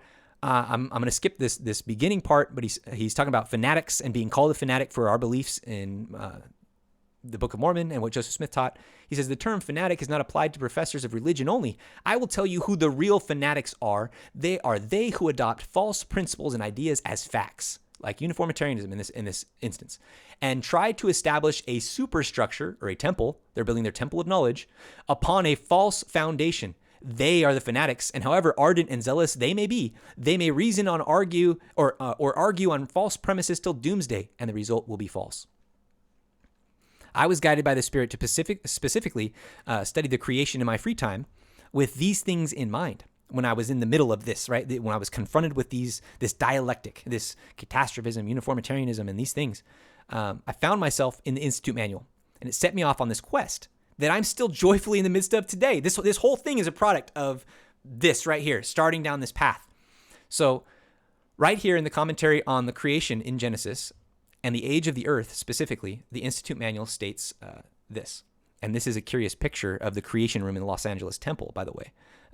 Can be very polar, cosmic as well. And not just, I can see this as well from a standard model. Oh, it's an accretion disk. This is the spinning of a protoplanetary disk in the gaseous atmosphere. No, it's not. I don't accept that at all. And I don't need to, because I have a better way to explain it that doesn't need to bend over backwards and put square blocks in round holes. And we don't have to do that, okay? Let's just take some alternative voices as is suggested right here. This is what the Institute Manual says. Although the majority of geologists, and this is the Institute Manual and commentary over Genesis 1-2, the creation. Although the majority of geologists, astronomers, and other scientists, remember geologists, astronomers, these are the long time scale disciplines, and other scientists believe that even this long period is not adequate to explain the physical evidence found in the earth, there are a small number of reputable scholars who disagree. When I read this, I was like, oh, who are they? I want to learn everything about them. These claim that the geologic clocks are misinterpreted. Hey, I intuitively felt that. And that tremendous catastrophes in the Earth's history speeded up the processes that normally may take thousands of years. That's a novel thought, right? And in all the videos that I couldn't show you because they wouldn't play on this, if you watch them, this is one of their big takes against catastrophism. Is they're like, no, the processes that they talk about were catastrophic. We know that they take long periods of time, right? And that may be the case for what they're considering. But and as I will present moving forward, in an alternative cosmology and a paradigm where electricity plays a bigger role in space, light. That's one of our fundamental tenets of the gospel and cosmology, that light is the motive force and the main force out in space that governs the planets. Okay? If that's the case and the planets moved and there's a different history of the planetary history than people who accept uniformitarianism will even admit to, right? Well, then this change is important to notice. I kind of just lost my train of thought. Because I was just thinking, I was like, where am I? And am I ranting again? And how long is this? Excuse me. All right. I lost it, but we'll just continue on here from where this goes. Let me just read this highlighted again. Maybe it'll jog my memory. These claim that geologic clocks. Okay. Oh, what I will present with electricity and the electric universe and ideas. For me, they spawned with Velikovsky here, as we'll see moving forward. But when you factor in electricity into astronomy and geology and the history of the planets and things like that, and also a catastrophic past where the planets moved and interacted with each other. Well, when these planets interact and there is electrical discharge or plasma discharge or the exchange of matter between these planets as they pass due to electromagnetic principles, well, guess what? Processes that they think must take a long time can be rapidly accelerated and happen within hours, like the Book of Mormon witnesses, right? Or weird anomalies like the sun seeming or appearing to stand still in the heavens for a time can be explained using additional or using a perspective that includes electromagnetism in space. Because right now, the standard model, now it's changed. Now they're starting to admit it. But in the past, when this debate of uniformitarianism and gradualism and moving forward into light and understanding it with Einstein moving on the scene and Velikovsky, very much in the early 1900s here, they did not accept electricity in space. It was laughed at. They thought gravity, based on Newton, was the only thing that moved was only the factor playing in celestial mechanics, the movement of celestial bodies, planets and stars and suns, that gravity is the center moving force of all that. That's the big crux and difference that you need to identify as well, taking this path of electricity and alternative cosmology, understanding that the very fundamental processes for how we measure time on Earth can be accelerated or decreased in a plasma discharge environment or in a big electrified environment that we believe was witnessed and has happened over the Earth during these Passovers and great planetary encounters. Or that I believe, and that Velikovsky believes and puts forth. So I didn't even get to him. I'm jumping the gun. Let me finish reading this. They cite evidence supporting the idea that 13,000 years is not an unrealistic time period, right, for the age of the Earth. I skipped out the beginning portion where they're talking about that and the different ideas. And the Institute manual doesn't say you have to believe this idea right here that Leland's presenting. It's one of three that's presented, and I think a lot of members will fall into alternative categories, not this category. In fact, I know they don't, because I'm talking about this all the time, and I just get blank stares from most people I introduce it to, especially people in real life. Nobody in my local area is onto these things. I have to reach out online to find other people that are in tune to hear, or even receptive to looking into these type of things and being intrigued by it, or seeing that how it can enhance our faith and testimony. It's hard. It's hard to explain. So Immanuel Velikovsky, for example, there's his name, wrote 3 books amassing evidence that worldwide catastrophic upheavals have occurred in recent history. And he argued against uniformitarianism. My guy, my dude. The idea that the natural processes and evidence now have always prevailed at the same approximate rate of uniformity. These books are Worlds in Collision, Ages in Chaos, The Earth in Upheaval. And I put a picture over here with some of the books. 2 Latter-day Saint scientists, Melvin A. Cook and M. Garfield Cook, who I've quoted extensively now in the last couple essays, have also advocated this theory in their book, Science and Mormonism. A short summary of the Cook's approach can be found in Paul Krakoff's article, How Old is the Earth? I actually looked this up in the improvement era. I was disappointed by the information in it. It's nothing that I would recommend you need to go find, because there's some esoteric nugget in there. But it's just along the line, arguing against the geologic time clock and arguing for an alternative view on it, or holding off, saying that it's absolutely true that this is how we measure things now. Anyways, before I ordered and began studying the books of the scientists mentioned in the manual to further explore their arguments, it comforted me to at least know that my intuition against uniformitarianism was justified and supported by other respected thinkers. Then, sure enough, as I began to learn about Immanuel Velikovsky, I was introduced to several more paradigm-shifting ideas and evidence that harmonizes and supports more points on the restored cosmism framework above than any other interdisciplinary or integrative explanation I have encountered. So as I started to dig into Velikovsky, I was like, wow, he's hitting all these points on my cosmological framework, on what I understand Joseph Smith revealed. So let's start with a quick rundown of his Wikipedia page. I personally do not consider the wiki a neutral or objective source, but I realize most people, and I do it myself, will still read a wiki page when introduced to a new topic. Like, you'll go to the Wikipedia page just to kind of get a general idea. So I figured I'd read along and add my perspective with you on a few parts. So let's do this real quick. I don't like that it doesn't pop it up for me to make it bigger. Velikovsky, Russian. He was born June 10th. Nobody cares. Okay. He was Jewish, Russian-American psychoanalyst, writer, and catastrophist. He is the author of several books offering pseudo-historical interpretations of ancient history, including the U.S. bestseller Worlds in Collision. Bestseller, guys. Okay. Published in 1950. A book most people haven't even heard of. Bestseller, and it was crazy. And it was banned. We'll get to it. There was an affair where the scientists of the day, pitchforks and all, wanted to get his book canceled and banned. We'll go into that in depth. I think we need a whole episode on the Velikovsky affair. So Velikovsky's work is frequently cited as a canonical example of pseudoscience and has been used as an example of the demarcation problem. We won't get into that, but okay, what a disservice to the man. And I put it in here, so we'll get to it. But just note that in the first paragraph, they're already tainting whoever's reading this, their perception of this man and his genius and what he's contributed to catastrophism, right? With these giant brainwashing labels. So we'll keep reading. His books use comparative mythology. Yes, that's what we want, right? He's using the witness of the past and ancient literary sources, including the Old Testament. Oh, no. That's a big no-no for them, to argue that the Earth suffered catastrophic close contact with other planets, principally Venus and Mars, in ancient history. In positioning Velikovsky among catastrophists, including blah, blah, blah, blah, blah, blah, the British astronomers, okay, Velikovsky is not so much the first of the new catastrophists. He is the last in a line of traditional catastrophists going back to the medieval times and probably earlier. And I would agree. And that's why I think I resonate, and so many others who are familiar with the cosmology that Joseph Smith restored, right? They gravitate immediately and start to harmonize and resonate with Immanuel Velikovsky, because it is, it's ancient, it's sacred, what he's uncovering and revealing. Now, it's a rough way, and he's not the prophet. So it's not like I can say we can take every word that he says as gospel and we got to incorporate it like we would, or I would, with Joseph Smith or somebody of that stature. No, but man, this guy is in the Gentile world just hammering away, making a path that just proves Joseph Smith right. So we should do a favor and just consider his ideas real quick. So not real quick, but thoroughly. Velikovsky argued that electromagnetic effects play an important role in celestial mechanics, just as I was bringing up.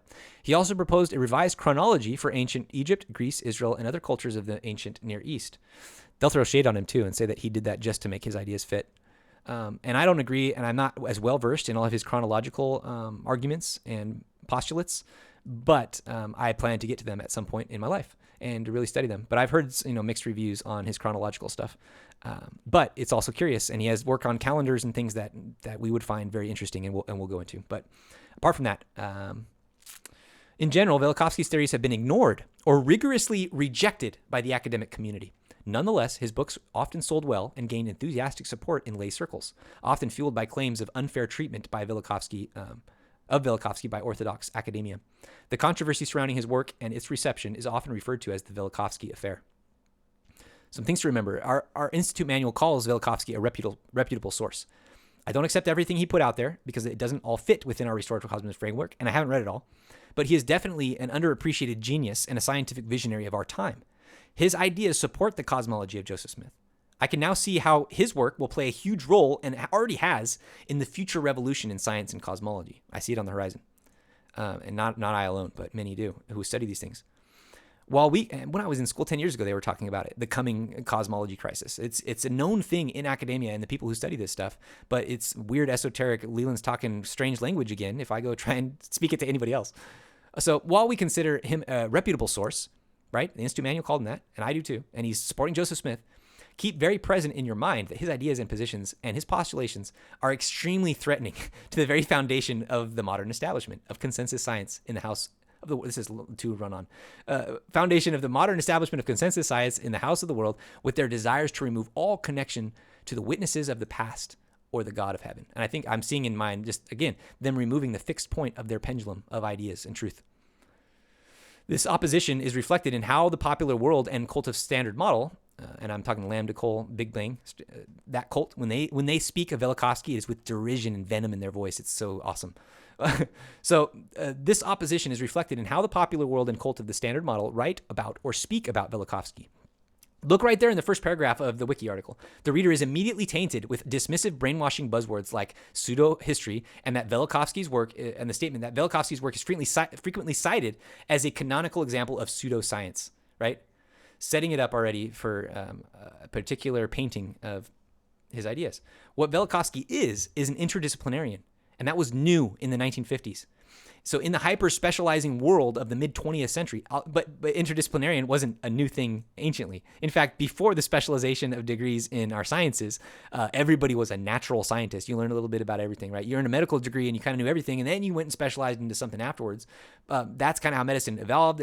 But like before, everybody was a natural scientist. You were an alchemist. You did a little bit of this, a little bit of that. You learned geometry, arithmetic, sciences. These things were important to be well-rounded in. Not anymore, not today. It's not necessary with the labor force that we have in the production of work that they can manipulate. That it's preferable that we're specialized and unaware. So all that aside, in the hyper-specializing world of the mid-20th century, he committed the academic foul of the day by stepping out of bounds and cross-synthesizing disciplines with which he wasn't technically qualified for. For example, oceanography, or what is it when you study the deep ocean beds? Paleontology, archaeology. His delves into astronomy. These things really pissed off the astronomers and people that are picky about, like, hey, this is my career, this is my thing. You know nothing about it. You didn't go to Yale. You didn't do that. You're from France. I don't accept your, like, this is how people are in academia, whether you accept it or not. Like, you've got some cognitive dissonance if you think everybody in science is out for the benefit of the world and the advancement of truth. Get real. And the Velikovsky affair proves it. 100 years ago it was happening. What do you think is happening today? It's gross. It's gross, people that are so blind to this. But I understand. Okay, so he commits a foul by including interdisciplinary evidence, right, in his what he presents.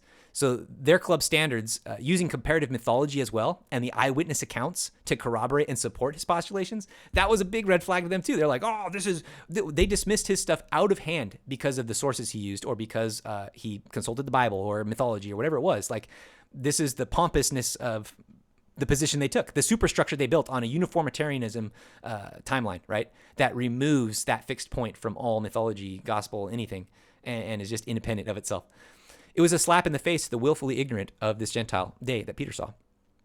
So Velikovsky postulated that the Earth had suffered close contact or passovers with other planets in the solar system within recent human history. How does that score against our cosmic measuring line? Oh my goodness, amazing.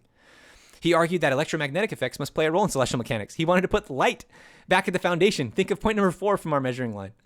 Oh, I need to close the parenthesis there. He proposed a revised chronology of the ancient world based on his research. His ideas opened the door to explain logical scientific causality for the more dramatic or seemingly supernatural events of the biblical record, like the flood of Noah. Right? These are big no-nos for the people that were trying to cover all this up and hide it and create alternative explanations. We will explore all of these concepts a lot moving forward, I promise. This is all meant to be a general introduction. You'll need to take them in very slowly over time and with much mental effort on your part. But I testify that it is a wonderful and exhilarating journey when done with an eternal perspective. The fruits of understanding it are worth. Moving along. I'm going to skip this because I'm getting tired and we're approaching 3. I know, I'll read it. We're almost done, so we'll do it. Oh, this pops up. Cool. So his early childhood, he's born in Russia, and he learned several languages as a child, and then he goes off to gymnastic school, I guess, and learns mathematics, gets a gold medal, he graduates. I didn't understand any of that, and I don't know his history there. I don't think it, at this point, it doesn't matter. I'd love to learn more about it, and I will eventually, but right now I don't need to know all that. But he travels to Europe, visits Palestine, and sets up actually the Hebrew University of Jerusalem, while he's out there. That's down here, or helps set it up. But he starts taking pre-med courses as well at the University of Edinburgh, and then gets his medical degree in 1921. So upon taking his medical degree, he left Russia and goes to Germany. And with the financial support of his father, Velikovsky edited and published 2 volumes of scientific papers translated to Hebrew. So that's where he starts publishing. The volumes were titled Scripta Universitatis Atque Bibliothecae. I don't know. I'm not going to finish it, but that's the name of it. And then he enlisted Albert Einstein to prepare the volume dealing with mathematics and physics. And the project was the beginning of the Hebrew school in Jerusalem. So he's connected. This is not somebody to dismiss. This is not somebody who's out there on his own as a wild card. He was associates and friends with Albert Einstein and a lot of these big people in the science world moving things. For example, as a psychiatrist, he works and studies under Sigmund Freud's pupil, Wilhelm Steckel, in Vienna, right? And he even does some psychoanalysis on Freud's own dreams and things. He's connected to Freud. His reason for writing a lot of these books in the first place was to prove Freud wrong in a certain point, that he thought that the Pharaoh in Moses' time was Akhenaten of history. And so this idea is what spawned Velikovsky into going. But he's rubbing shoulders with people like Freud, people like Carl Jung, people like Albert Einstein. This is the kind of person that we're dealing with, a real genius, right? And this is the days of Nikola Tesla and stuff. He's very aware of all this. In fact, he vibes a lot with Nikola Tesla's ideas in terms of electricity and wanted to support Tesla in that kind of debate. So I'm setting this up to say, take this seriously. This is not some weird, wacky pseudoscientist guy that the world and Wikipedia wants you to believe he is. So, key points. He learns languages. All right, I went over these. He was contemporaries and friends with Albert Einstein, and his book Worlds in Collision is said to have been on Einstein's desk open when he died. So he was reading it, up to the point he died, and they were corresponding as well. And you can find their letters back and forth. They were recently published, I think, in 2005, or maybe it was even as late as 2017 that his letters with Einstein were published, actually. And you can see they're back and forth about different ideas and disagreements and Velikovsky pushing on the theory of special relativity and certain other things to try and introduce electromagnetism into celestial mechanics and that regard. So, this is not something to dismiss lightly. He marries equally brilliant women. Yes, Mrs. Sister Velikovsky is awesome if you read about her, and she's written books as well and things about their life together, and very cool. But he's a very private person. I mean, dude's a genius. I wanted to get inside his mind. I would love to sit and talk with him. There are a few interviews and things that you can watch him speak online, lectures that he's given, things like that. If you're into this, watch them all. And I might even make it easy and create a page where I just have links, and we'll kind of go over some of that. And maybe if people want, we can watch some of these documentaries together, and I can stop and pause and give commentary as we watch these. If that's something that you would be willing to watch, even though it's not like an essay or an article or something totally entirely made by me, if that's something you'd like, let me know, because I'm kind of hesitant to do that just because I think it might be boring for some people. But I'd love to do that because obviously I like to talk, hear myself talk. From 1924 to 39, he goes hard into practicing medicine. We already went over that, including psychoanalysis, where he studies under a pupil of Freud. Okay, and then he goes to, this is where I kind of already spilled this, so I won't go into it a lot, but he goes to the United States to study, and this is where he begins to write his books and really starts to mix things up with the scientific community. So to disprove Freud's claim of who Akhenaten was and its relationship to Moses, because he was, again, trying to discredit the Bible, Freud, and a lot of these guys at the time. That was their whole discipline. They were in psychology, well, it was to discredit the Bible. If they were in geology, it was to discredit the Bible. If they were in astronomy, it was to discredit the Bible. Like that, it feels like that's what the dispensation of deceit really has been, and we've got to be aware of that when we're learning these things, I believe, so as not to be swept up in their secular spells.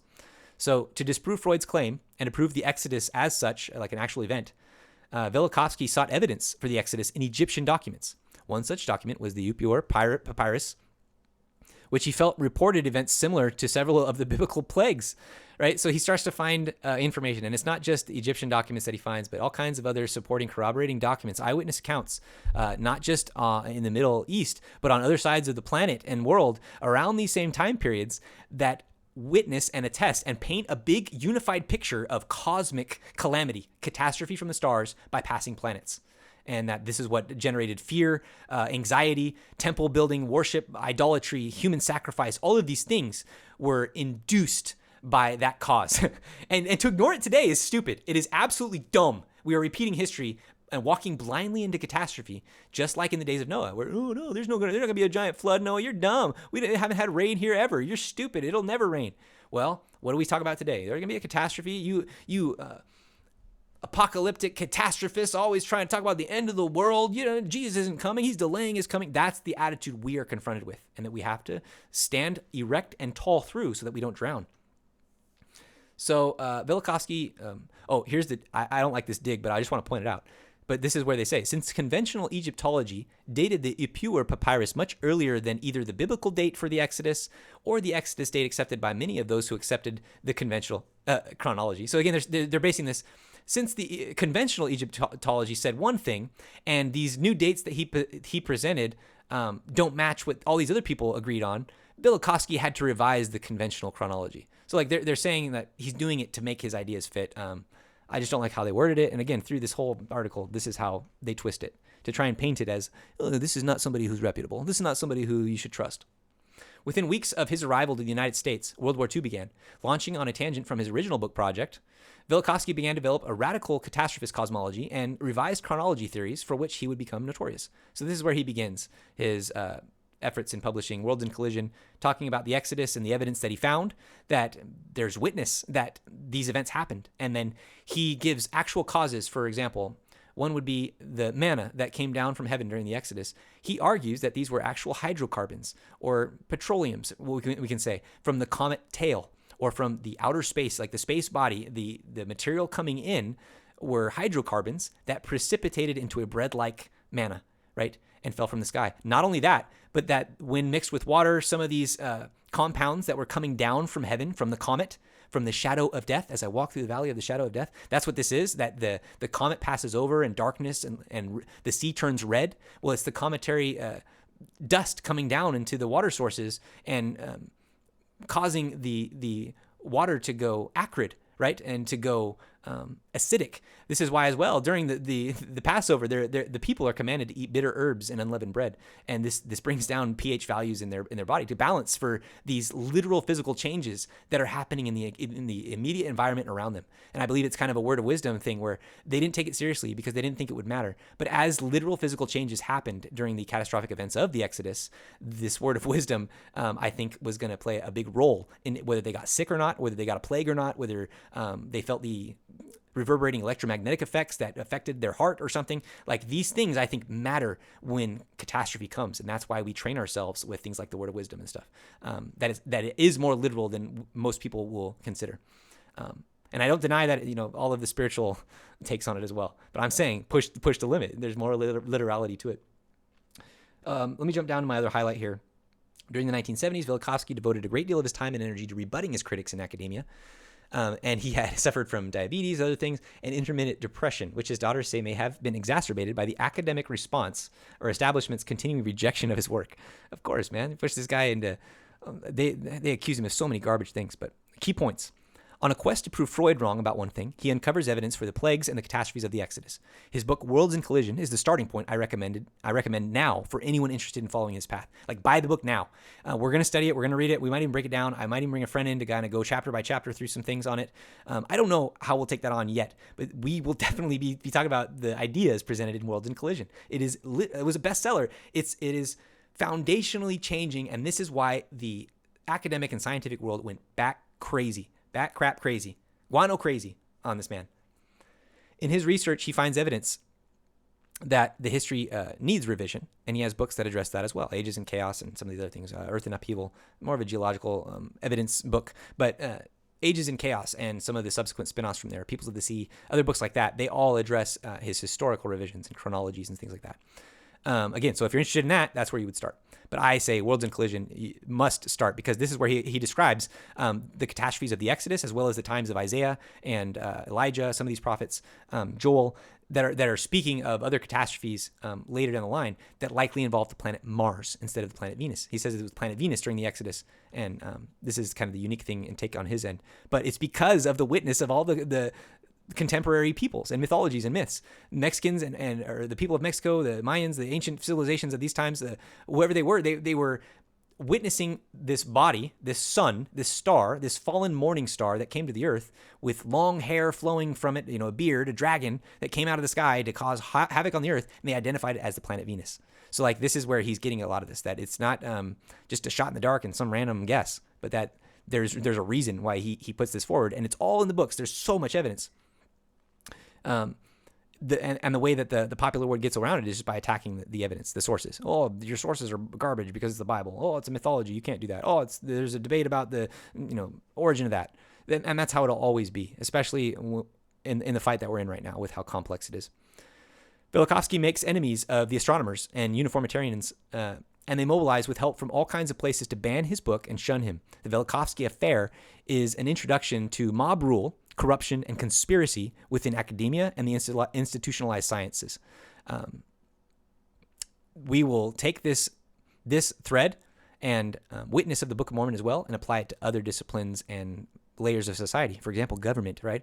Big government corruption, conspiracy issues, but they're mated and tied to academia and science. They're not different. So to separate them or pretend that science and academia are not affected by the same corruption and conspiracy that is witnessed to be taking place in the governments is ignorant. It is dumb. I'm sorry, you're dumb if you think that there isn't corruption and conspiracy in institutionalized science.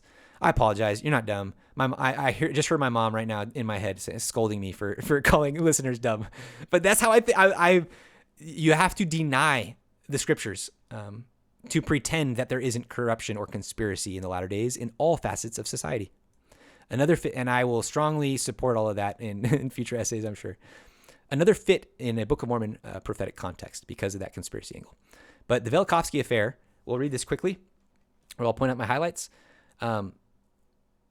He was treated with hostility when he put forward his ideas. They were so radical and different and attacking uniformitarianism, the foundation, that it would mean that all these other disciplines would have to drastically alter their theories, their ideas, because he was going so far down to the foundation. That was the problem. They were offended deeply by this. So how academic this idea is framed, let me just read it. So, among these was This framed the discussion in terms of how academic disciplines reacted to ideas from workers outside their field. So this is what I'm talking about, the specialization faux pas that he committed, the out of bounds foul in using paleontology and astronomy and other disciplines that he was not explicitly qualified for, claiming that there was an academic aversion to permitting people to cross interdisciplinary boundaries. So there was even a push to interdisciplinarianism in itself, which to me is funny, having gone to university in 2010, 2008, and having that be a new school at Arizona State. The new school of interdisciplinary arts and sciences was the name of the school that I attempted to get a degree from, right? So now the pendulum is swung where they're okay with interdisciplinary approaches to things, as long as you don't talk about catastrophe or Velikovsky or any of these people who originally were trying to do that. Don't look at them. You have to do it now according to our current rules and shibboleths. You have to speak all the right things to us now. Forget looking into the past. That's how they treat it. I promise you. I studied this. This is what they did. This is why I'm so passionate about this and why I can ramble on these things. I think about this all the time. Yeah, another commentator had commented how what happened to Velikovsky illustrated the resistance of scientists to new ideas. Just like Brigham Young talked about in the big long quote that we've read about superstructures, that anybody who's pushed the boundaries of science is first villainized. They're demonized by the established status quo, and they're always called fanatics. That's exactly what's happened to Velikovsky. We were watching an example of it in Velikovsky, and post-mortem, and even in his life, he's been vindicated by a lot of the predictions that he made based on his postulations and ideas, which fundamentally changed assumptions in science, right? Like he was proven that he's on the right track, and we should follow the things that he's saying because his predictions actually made sense. And all the predictions of standard model black hole, dark matter, this and that have all needed to be drastically revised and failed. Even the billion-dollar experiments of colliders and things that they did, they've all found things that contradicted their fundamental assumptions. Okay? This is happening today, and this is the crisis of cosmology and astrophysics and quantum physics and the unifying theory. It's because they've removed the fixed point of truth. And they think they're so surprised by why they can't come with a uniform theory of everything. You're an idiot. And I'm talking to the house of the world. You're an idiot, house of the world. Devil, you're dumb. There I go saying dumb again. I don't know what's on my mind, guys. I'm sorry. I just think the more that you read about this stuff and the more that you witness and see how he's treated and currently treated by people, and people who are just ignorant of his work, don't understand or know what he postulated or believed or thinked, they'll just outright dismiss him as pseudoscience because that's popular. It's easier to do that than to actually do the research and dig for yourself. And that's why I'm saying you're dumb. You're ignorant. You're willingly ignoring these things to just dismiss stuff like this. Especially when I'm saying and presenting here that this man, he paved the way that basically elevates Joseph Smith's cosmology against everyone. Everyone. I don't care who you are, even Eastern traditions. Like that think that they're so pure and uncorrupted by this Western dialectic, right? No, Joseph Smith was ancient, and it's a proof that he's a prophet when you see the symbolism and the things that he did with the temple, the Pearl of Great Price, the Doctrine and Covenants, this restored cosmism measuring line, right? The Cosmism Manifesto is proof that he is restoring the ancient collective idea that will unify all ancient histories. Oh, and the scientific press in general, they denied Velikovsky a forum to rebut his critics. So they didn't even let him answer to when he was dismissed outright by people. Velikovsky claimed that this made him a suppressed genius. I agree. And he likened himself to the 16th century heretical friar Giordano Bruno, who was burnt at stake for his beliefs. The controversy created by Velikovsky's publications may have helped revive the catastrophist movement in the second half of the 20th century. That's why they call him the father of neo-catastrophism. And moving forward from here, all of the people that we will watch, the Thunderbolts group, all of these people, they're inspired by Velikovsky. Okay, so just keep that in mind. That's why we're starting here at the root of this man. However, here's the caveat from the world. However, it is also held by some working in the field that progress has actually been retarded by the negative aspects of the so-called Velikovsky affair. Carl Sagan was one of the worst offenders in the beginning of attacking and dogpiling on Velikovsky. He changed his tune later because he was outright disproven by some of the predictions that Velikovsky made that came to be true, like the surface temperature of Venus, a lot of other things, right? And we'll go into that later. I've done that, I think, on Peregrine's podcast, if you want to find that video of Peregrine and I having that conversation where we go over some of the major proofs early of Velikovsky's postulations in the electric universe kind of context. And Carl Sagan actually... I just want to include this clip because somebody clipped it out and is like, oh, I love this idea from him. But he is specifically talking about the Velikovsky affair in this. So listen. My idols. Ugh. There are many hypotheses in science which are wrong. That's perfectly all right. It's the aperture to finding out. All right, projection. Just flat out. He's already going to hypotheses. He's talking about foundations. He's talking about the underlying assumptions and premises for most theories and ideas, right? And he's like, oh, sometimes they're wrong. And they don't want to admit that they've been proven wrong. They don't want to admit it. What's right? Science is a self-correcting process. To be accepted, new ideas must survive the most rigorous standards of evidence and scrutiny. Oh, I love him. The worst aspect of the Velikovsky affair is not that many of his ideas were wrong, because they weren't. In gross contradiction. They weren't wrong. They weren't silly, but they were in gross contradiction to the accepted consensus science. The facts. Not the facts. The worst aspect is that some scientists attempted to suppress Velikovsky's ideas. Oh, you're so righteous, Carl. Yes, Carl, you are right. How could they suppress his work? What a shame. This should not happen in science. Egg on your face. The suppression of uncomfortable ideas may be common in religion or in politics. See this projection? This is classic. Oh, you might do that in your religious worldviews, you bigots, you judgmental losers. Not us in science. We're very different. But it is not the path to knowledge, and there's no place for it in the endeavor of science. We do not know beforehand where fundamental insights will arise from about our mysterious and lovely solar system. And the history of our study of the solar system shows clearly that accepted and conventional ideas are often wrong, and that fundamental insights can arise from the most unexpected sources. Oh, well, that's a breath of fresh air, that last sentence there. Yeah? Some truth can be squeezed out of even the most sour lemons, I tell you what. But there we have Carl Sagan admitting that the Velikovsky affair was an absolute travesty in terms of the scientific method and what the standard of intellectual thought should be in a Western civilized society. No, their fixed point of their ideological pendulum is so manipulated in the pocket of oligarchs that it is beyond repair at this point and will collapse. Just as prophesied in all visions of the prophets of our time. This Gentile world, this Babylon will fall, and the fall will be great, and the world will mourn, but the saints will rejoice.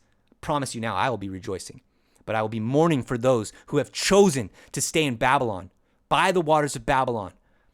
I weep. We'll come back and study this more. For now, the Velikovsky affair, I mean. For now, we move on. For the general list of new ideas we can explore and measure. This is the end. We go over just some of these basic things and then watch a couple videos to wrap it up. So I promise I've had you here longer, I think, than any other of my videos. And I apologize for that. And I hope I wasn't corrupted with all the technical difficulties I've had here. But let's go over this. This is a general list. Again, there's more specificity to this. There's more details we can pull out. But for the most part, this is a pretty good list. And I'm actually going to just skip down to my bullet points here, because they're essentially extrapolations of what I've highlighted in the Wikipedia list. But this comes from the section about like his ideas. Each of these bullet points can and may likely become its own feature or future essay chapter in this manifesto or in some other endeavor. I'm thinking I might wrap up the manifesto as just an introduction to these concepts and giving these tools for how anybody can go out and seek their own to kind of be the end of the manifesto, and then move on to just explore other ideas just casually and not feel so compelled to keep it so coherent like I do feel compelled to with this initial endeavor here, the Cosmism Manifesto. I want it to be all sourced. I want it to be something that you can follow from start to finish, and I hope that this has been providing that in a sense. But back to Velikovsky and his ideas. And again, like I said, we can go into these in depth, but I just want to introduce them to your mind space. A neo-catastrophism is what he brought. And it was this over uniformitarianism. So again, a pendulum swing of catastrophism back to, from George Lyell's day or Hutton or these other early geologists and innovators in this idea and concept. Now Velikovsky provides a pendulum swing in our favor, in the favor of Joseph Smith, in the favor of people who don't want to dismiss the witnesses of the ancient people of the past. So Velikovsky has inspired several generations of interdisciplinarians who are proving him right today in many ways, and we'll get to all that. Thunderbolts Project, like I said, is just one of these groups. But there are other authors individually and things like that are and others who are still in science and stay quiet. But they're Velikovskyan at heart and in what they're doing. But they're trying to play the game. Like Nibley. Nibley was a huge keystone for the church in rebutting and diving into a lot of the scrolls, the Dead Sea Scrolls, the big changes of the mid-1900s, and explaining all of these archaeological things, but within a scholarly context and using sources that he knew would be respected by people in specific fields. Velikovsky didn't care. He didn't care if he was going to be respected by people in different fields. He was pointing out the obvious, that looking across various disciplines, it was clear, it was concise, it was unanimous, it was compelling. But because of the specialization again and this idea of gatekeeping when it comes to sourcing and consensus about truths and facts, as Carl Sagan says there, it's just, it's a joke. When you're dealing with a pendulum that has no foundation or base that's going to be consistent, that's the fight you're going to experience as Velikovsky endured his whole life. Caused him depression, probably an early death, I would surmise as well, because of the stress. Planetary catastrophe as myth, legend, as a one story. And I kind of wrap that into that previous point.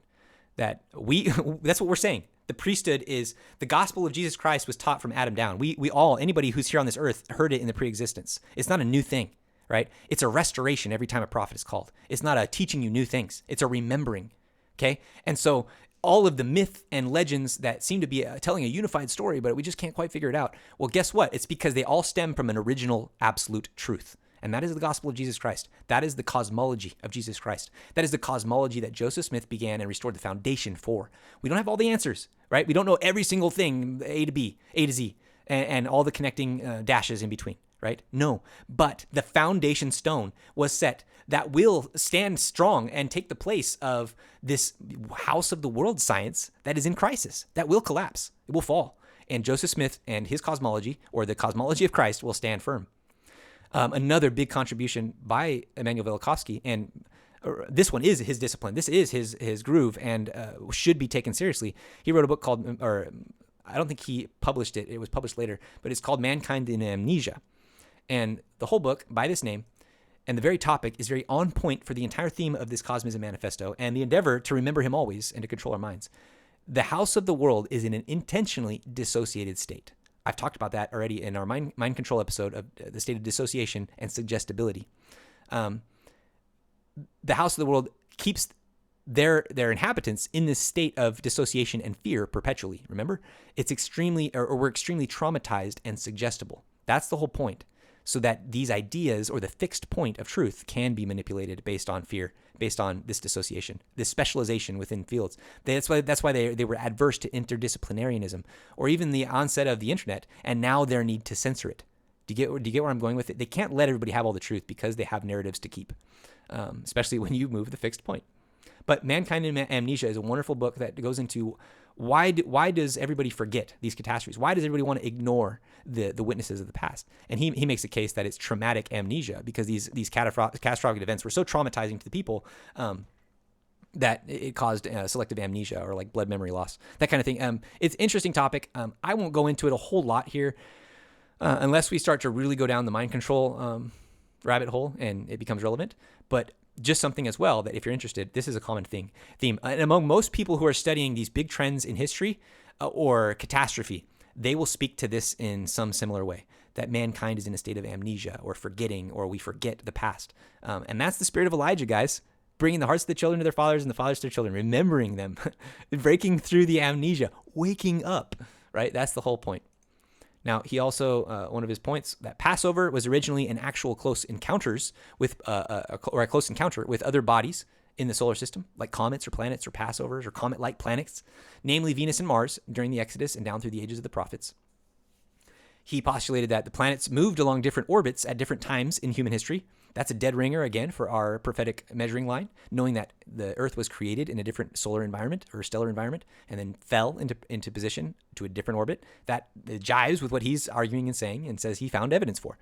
Electromagnetic forces should be considered in celestial mechanics. Again, this is huge. We will do major episodes on this moving forward as we delve into the electric universe, which has spawned from these ideas and the ideas of Tesla and others before him, like Halton Arp, Edwin Hubble, and Anthony Peratt, and other pioneers of plasma physics and alternative electric astronomy, right? So astronomers and plasma physicists and people who are exploring the ideas of light in space responsibly, like they're being ignored just like Velikovsky was to a large extent in their own respective disciplines. So this is where I'm saying, don't think of Velikovsky as this one-off only guy doing what he's doing, but the Lord has sown many different workers and soldiers to be able to knock down the door of the house of the world and their fake truths.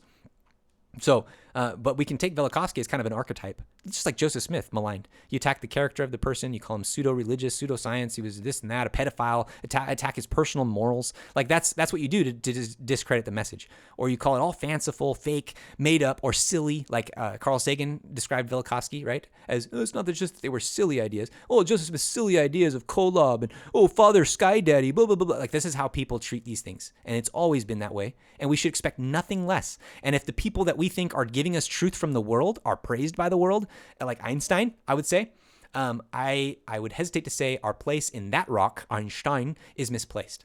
And I would say that he even agreed that his ideas were not complete, but the world ran away and put him on a pedestal as if they were.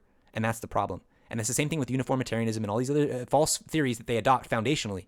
And they try to build a superstructure upon it that they just pretend that the base is firm. And when it gets contradicted or it's called out, they create some new function to cover it up, or they deny it altogether. And they just continue on because they have control. Velikovsky also postulated the Earth had once been a satellite of Saturn before its current orbit. And again, this is huge. And this goes into what I call and what others call Saturnian cosmology or Saturnian theory. And we'll get into that. And this is where, again, this is huge. And I say there's plenty of cause and reason to take this idea very seriously, given our temple worship and the things that have been restored in history of the church and the symbolism that we find there.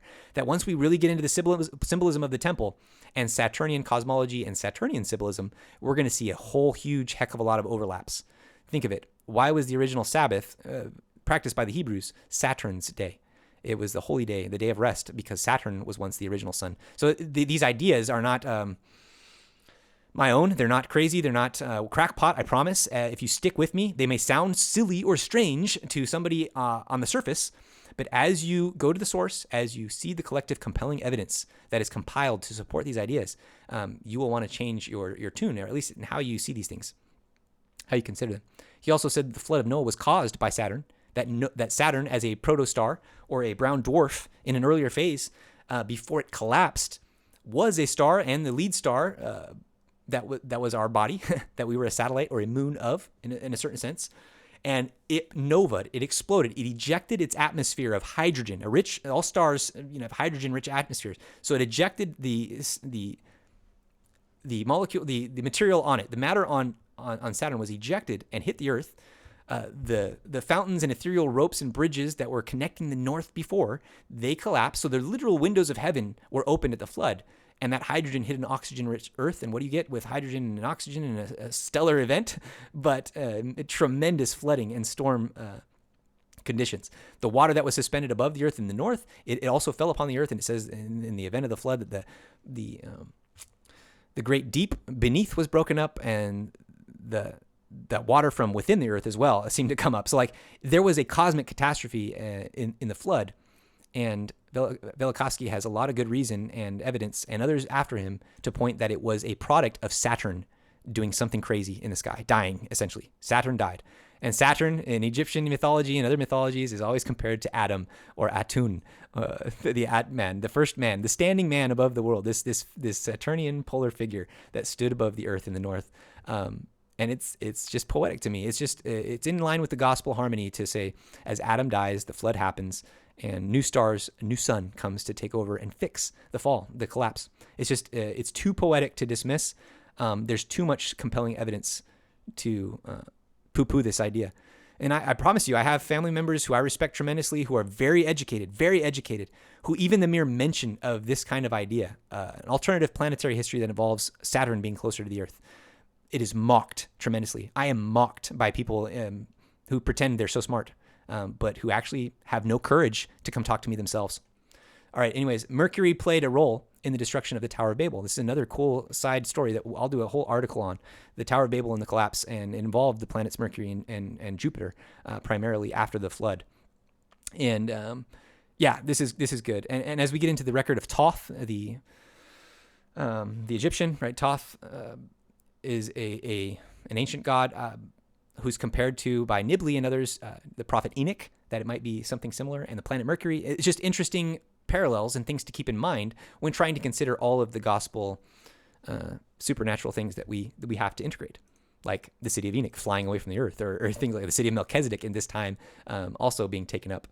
Weird things like that can be explained in this alternative electromagnetic and planetary crazy catastrophic environment, where things can change.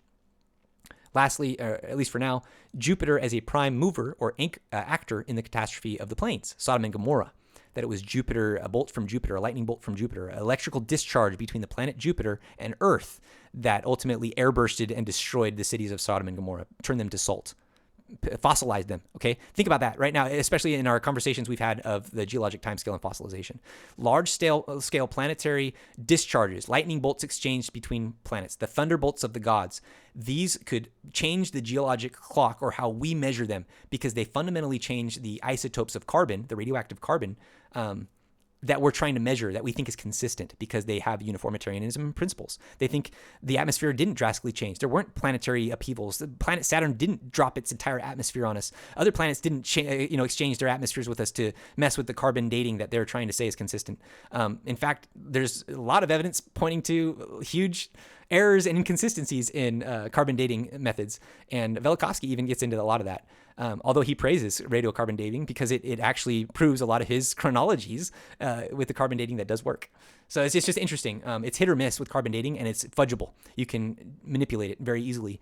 I'm not denying that it works to a certain extent, but what I'm saying is that the processes that they're relying on to be consistent are not when you factor in electricity and plasma into catastrophe and planetary history. That large planetary electric events can fossilize things instantly, can make them appear much younger than they are or much older than they are, depending on what's going on when you factor in plasma mechanics, electrical mechanics into the heavens. This is what's denied. This is the big push between like electric universe and standard model. Black holes, dark energy, dark matter, dark this. They have no idea because they're eliminating the light. They won't acknowledge the light, that the electromagnetism that plays a role in space. When they do, it's going to be amazing because we'll learn so many things very rapidly. I promise. That's the gap stop right now. That's what's holding up the business. There are many more ideas to point out that Velikovsky brings to the table. This is a great starting list, though, for us now to get acquainted with. So consider how the points above resonate with our list of restored cosmism doctrines.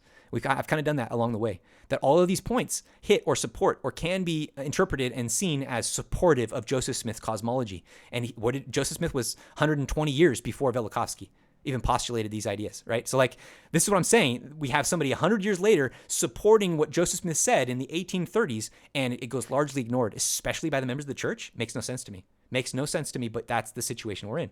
Thank God for the internet era and the ability for Latter-day Saints now to find this information online. And this is why I feel compelled to share my journey and put it out there for others to follow. I don't care that this is now long-winded and will be a long time to listen to for people. Those who are interested will take the benefit and value and feel the energy that I'm putting into this, that it's real, that it's not me. I'm not grifting for anything. I have no aspirations to wealth because of my ideas. Oh, they're so great, guys. Well, I want praise from you. Tell me every time you see electrical stuff, I want you to say my name, Leland, that I introduced it. No, there's no way. I am saying I derive pure joy and spiritual experiences and a better relationship with God by respecting the cosmic layer of the gospel, by taking it seriously. And that this occupies my time instead of scrolling or sports or other things that would otherwise persuade me to have different emotional responses right now, different an emotional character in face of the temptations and trials of the day. I might even be fearful, but I'm not at all. And I am excited. And like the prophet has expressed in his annihilation or exhalations, being excited about the future, he is looking forward with hope that some of the mightiest miracles and wonderful things that the Lord will do, we're about to see, and that we will be protected and gifted with spiritual gifts through them.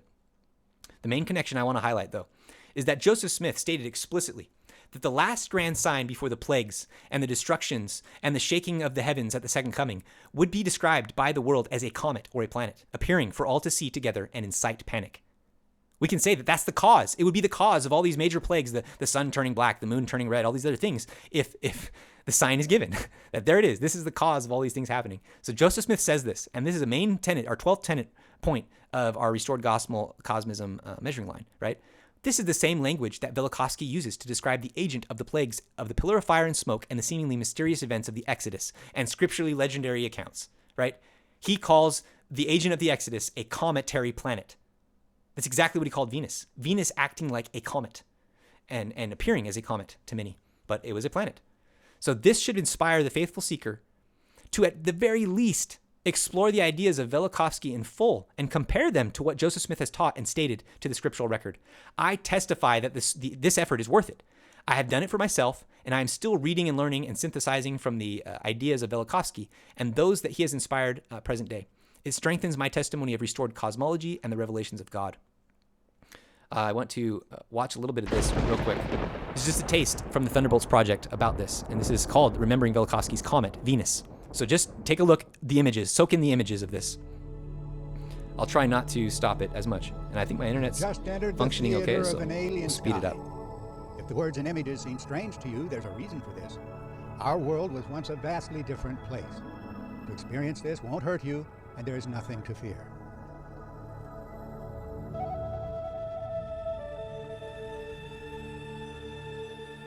Did cultures the world over describe the planet Venus as a comet? This was the radical conclusion of Immanuel Velikovsky, author of the best-selling book Worlds in Collision in 1950. For Velikovsky, the comet-like features of Venus in world mythology became key pieces of a historical argument, and the strength of the argument was derived from inexplicable images attached to Venus throughout the ancient world. To a remarkable extent, ancient words or phrases for a comet were the very words or phrases describing the planet Venus in archaic astronomical traditions. For example, Velikovsky had observed that in Mexico, Venus was the smoking star, the very phrase natives employed for a comet. He found in both the Americas and the Near East a recurrent association of Venus with streaming celestial hair and with a celestial beard, two of the most common hieroglyphs for the comet in the ancient world. Another popular glyph for the comet was the serpent or dragon, a form taken by the Venus goddess in virtually every land. The same planet among the Egyptians and Babylonians and other races was called the flame or torch of heaven, a widespread symbol of a comet amongst ancient peoples. According to Velikovsky, the history of the Great Comet inspired one of the most powerful themes of ancient myth and symbolism. In mythic terms, the end of one world age and the birth of another. Such facts as these make clear to us that the history of the Great Comet inspired one of the most powerful themes in the ancient world, a compelling reason to revisit Velikovsky's work today. Identical images for Venus and for a comet around the world could not be accidental. And there's more, because Venus's cometary aspect cannot be separated from the planet's identity as the archetypal mother goddess. That means both a love goddess, a goddess of unrivaled radiance, and an angry goddess linked to earth-shaking catastrophe. The story of the comet Venus is not an isolated theme. It is intimately connected to other themes and to other planets. First and foremost, the planet Saturn, anciently celebrated as the primeval sun. The story of the comet Venus is the story of the primeval sun's radiant heart or soul departing from the god in the midst of a celestial crisis. What followed was the earth-shaking war of the planetary gods. When we see the universal story of the comet in terms of our reconstructed gathering of planets, the polar configuration, every symbol of Venus will fall into place as a reflection of the archetypal great comet.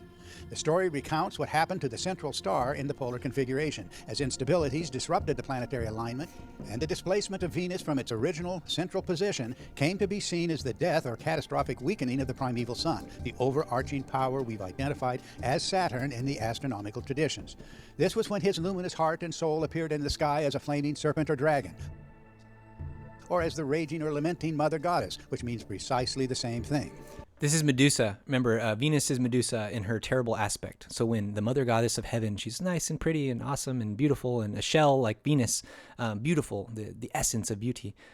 But when she gets angry, wow, she has snakes for hair. Think about that in a plasma cometary coma type context. And what happens if she looks at you in the eyes, right? If you look at her in the eye, you turn to salt, you turn to stone, you turn to a pillar. You are fossilized, my friends. Okay, so if that isn't also a metaphor for electrical discharge and what happened when Venus passed over, that a pillar of fire might be connecting at certain points, or earthquakes, or all kinds of saltification or crystallization, fossilization of certain peoples and things and trees and places would be witnessed and would make sense of the archetype.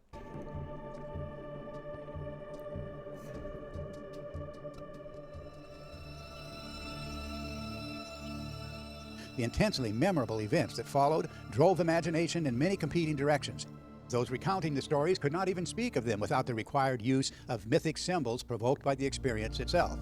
And if you're just watching this, I'm sorry, I realize I need to tell you, there are images that you need to see. So I would recommend at this point, if you want to watch the YouTube video of this, go to that and see it. Or in my article, watch this episode from the Thunderbolts Project yourself. I've linked it there. It's Discourses on an Alien Sky, number 27, Remembering Velikovsky's Comet. But the pictures are important. The images, the symbols.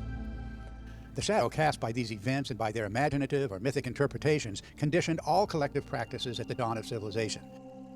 In this sense, the emerging civilizations arose as a compendium of ritual repetition, symbolic repetition, holding these events front and center in the rites of kingship, the rites of marriages of kings, the imperatives of war and sacrifice, the explosion of monumental construction, and much, much more.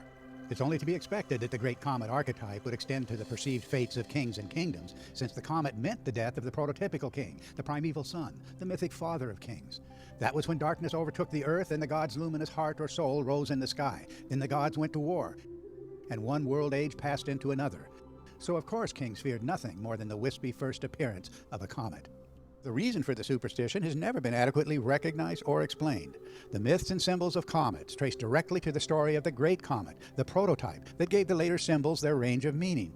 Unpredictable comets wandering into view in later times could only produce more echoes of the archetypal theme, the mother of all comets. A fascinating demonstration of the substructure occurs in the symbolism attached to the death of Julius Caesar, where we see the soul of the emperor rising as a star. In his groundbreaking book on the Roman cult of Venus, the 20th century's leading authority on the subject, Robert Schilling, gathered references to Caesar's apotheosis. He observed a curious blend of two ideas. Caesar's heart soul rose as a comet, but it also rose as the planet Venus. And he noticed that the two ideas were actually joined as one. The poet Ovid describes the soul as a flaming comet, but also carried aloft by Venus. In more than one instance, the soul itself is actually described as Venus. A curiosity indeed. What general conspiracy seems to have tacitly excluded the comet to the prophet It of the seems star that the Venus? distinguished specialist was simply unaware of a larger connection, the global memory of Venus as a comet. A point ironically highlighted in the 16th century debate between Galileo and the priest Horatio Grassi. The priest had reminded Galileo that the ignorant masses could believe anything, even the popular idea that Venus was a comet. Of course, this is precisely... This is just so... the evidence is compelling, my friends. It's just sitting down and seeing it, taking it in, verifying it. The Thunderbolts Project, they do a wonderful job of bringing in disparate mythologies and peoples and things and enhancing what Velikovsky was doing, the interdisciplinary approach. They will sometimes hit and miss. And even their polar reconstruction with Venus and the timing and everything, it's all still under development. So don't take it as gospel when they're saying this happened at this time and Venus moved from here and was there. Because I even have doubts about which star was the heart star at certain points. Was it always Venus? Because there's some accounts that say Venus was born of Jupiter at a later time. And that before the flood, it might have been Uranus that was the heart star, or Neptune, or some other planet or star or moon that may have been involved in the process. We know from Joseph Smith that there were 15 fixed stars that were also governed by Kolob in the beginning. So not just the 7 planets that we recognize, or possible moons of other some of the planets that were also involved in this, but there's a whole lot that can still be changed. But they're presenting the best reconstruction with the information at present, and keep that in mind. So again, like I said, I'm not presenting all this as gospel, but as you soak this information in, you will see it represented in the same way and properly in our temple worship and in the temple symbolism and iconography. We'll finish this. Here we talk about, again, the Horatio and Galileo conversation had me laughing. That they knew this, that the ignorant people, they believed that Venus was a comet. They knew that the planets moved up until recently, up until uniformitarianism, like I've been talking about, and this total dissolution of, decoupling of science and geology and timescales and the past from the future. Why comparative study of the ancient comet Present. Venus is so critical today. To engage this study properly, the subject must be opened up to the full range of symbols involved, even if on the surface the symbols appear disconnected. In numerous cases, different symbols pointing to the same experience are the key to discovery. To make this point clear, we will take up next an alternative mythic interpretation of Venus as the central radiant eye of the primeval sun. All right, so that's the end of that episode. Always look for the underlying form, and I love that. That's a good... They don't put that on all their videos, but that's true. That's what we're doing here. Is we're going to the foundation and root of things. Before you take somebody's idea seriously, you need to make sure that that they're plumb, that they're just, that they're erect to our celestial plumb line. We know that the prophetic mantra that is that the past is prologue, and that we are living in anticipation of for the great and dreadful day of the Lord, which will be as the Exodus was obviously caused by catastrophe or trouble from heaven. Only more global this time. We will have access to the temple, Horeb, of the Lord, and the endowment of the new and everlasting covenant, including great spiritual gifts of wisdom like the spirit of Elijah. I want to end this current essay with a few monographs from Velikovsky on the Hebrew cosmogony, and this is a shortened version of it. There's a longer one with more scriptural context and stuff that I would point you to if you're interested, as well as a quick, just a short, brief reading of some ideas on planet ages. That there was an idea in the past that each epoch or age was ended by the dissension of a planet to come take over. A new planet took over. So like one planet for each day of the week. That's why the planets are named after the days of the week. That's why a lot of this stuff in astrology and ancient things matter. The different ages, golden ages, planet ages, that kind of stuff. The Hebrew cosmogony he recognizes or speaks about here is taking lore from the Talmud and other Jewish sources and things like that, and speaking what did the Hebrews in all of their older writings believe about creation and things like that. So we'll end on this. I'll let this play, and then I'll say my goodbyes, and we'll hit the music. And thank you for sticking with me, but let's listen to this real quick. And read by one of my friends, Electric Universe Eyes, on YouTube. If you don't follow him. We'll be, I'm sure, playing more videos of his. He does awesome just reading content like this, getting it out there on YouTube. This is Electric Universe Eyes, and today I'm back on the Velikovsky Archive and want to talk about two topics: the Hebrew cosmogony and the planet ages. The Hebrew cosmogony. This world came into existence out of a chaos of fluid driven by a divine blast. This is the epic beginning of the book of Genesis. Quote, "The earth was chaotic and void, and darkness was upon the face of the deep, and God's wind moved upon the face of the fluid." End quote. From this primeval matter, in a process of subsequent creations, was born the home of the living. Already before the birth of our earth, worlds were shaped and brought into existence, only to be destroyed in the course of time. Quote, "Nor is this world inhabited by man, the first of things earthly created by God. He made several worlds before ours, but he destroyed them all." End quote. The earth underwent reshaping, 6 consecutive remoldings. Heaven and earth were changed in every catastrophe. 6 times the earth was rebuilt, without entire extirpation of life on it, but with major catastrophes. 6 ages have passed into the great beyond. This is the 7th creation, the time in which we live. According to another tradition, several heavens were created, 7 in fact. Also 7 earths were created, the most removed being the 7th Erez, followed by the 6th Adama, the 5th Arka, the 4th Haraba, the 3rd Yabasha, the 2nd Tebel, and our own land. The text-to-speech here is failing pretty mightily. Called Heled.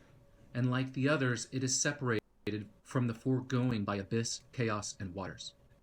The description permits an interpretation that all the 7 earths exist simultaneously, but a deeper insight will allow us to recognize that the original idea did not admit 7 concurrent but separate firmaments and worlds in space, but only consecutive in time, and built one out of another. Quote, "The 7 heavens form a unity, the 7 kinds of earth form a unity, and the heavens and the earth together also form a unity." End quote. The Hebrew cosmogony, in its true sense, is a conception of worlds built and reshaped with the purpose of bringing creation closer to perfection. Think of it as a stepping up process, a crystallization process, okay? And they say we're in the 6th world or 6th age or epoch of catastrophe and reconstruction. Or they're in the 7th, they say. Well, that might include a pre-existent creation, right? In their cosmogony, we can't look at it so myopically from our perspective only. But this is how I see that, is that there's a way to interpret what they're saying to say, hey, no, that makes a lot of sense in terms of true cosmology, and we can glean a lot from it by taking this.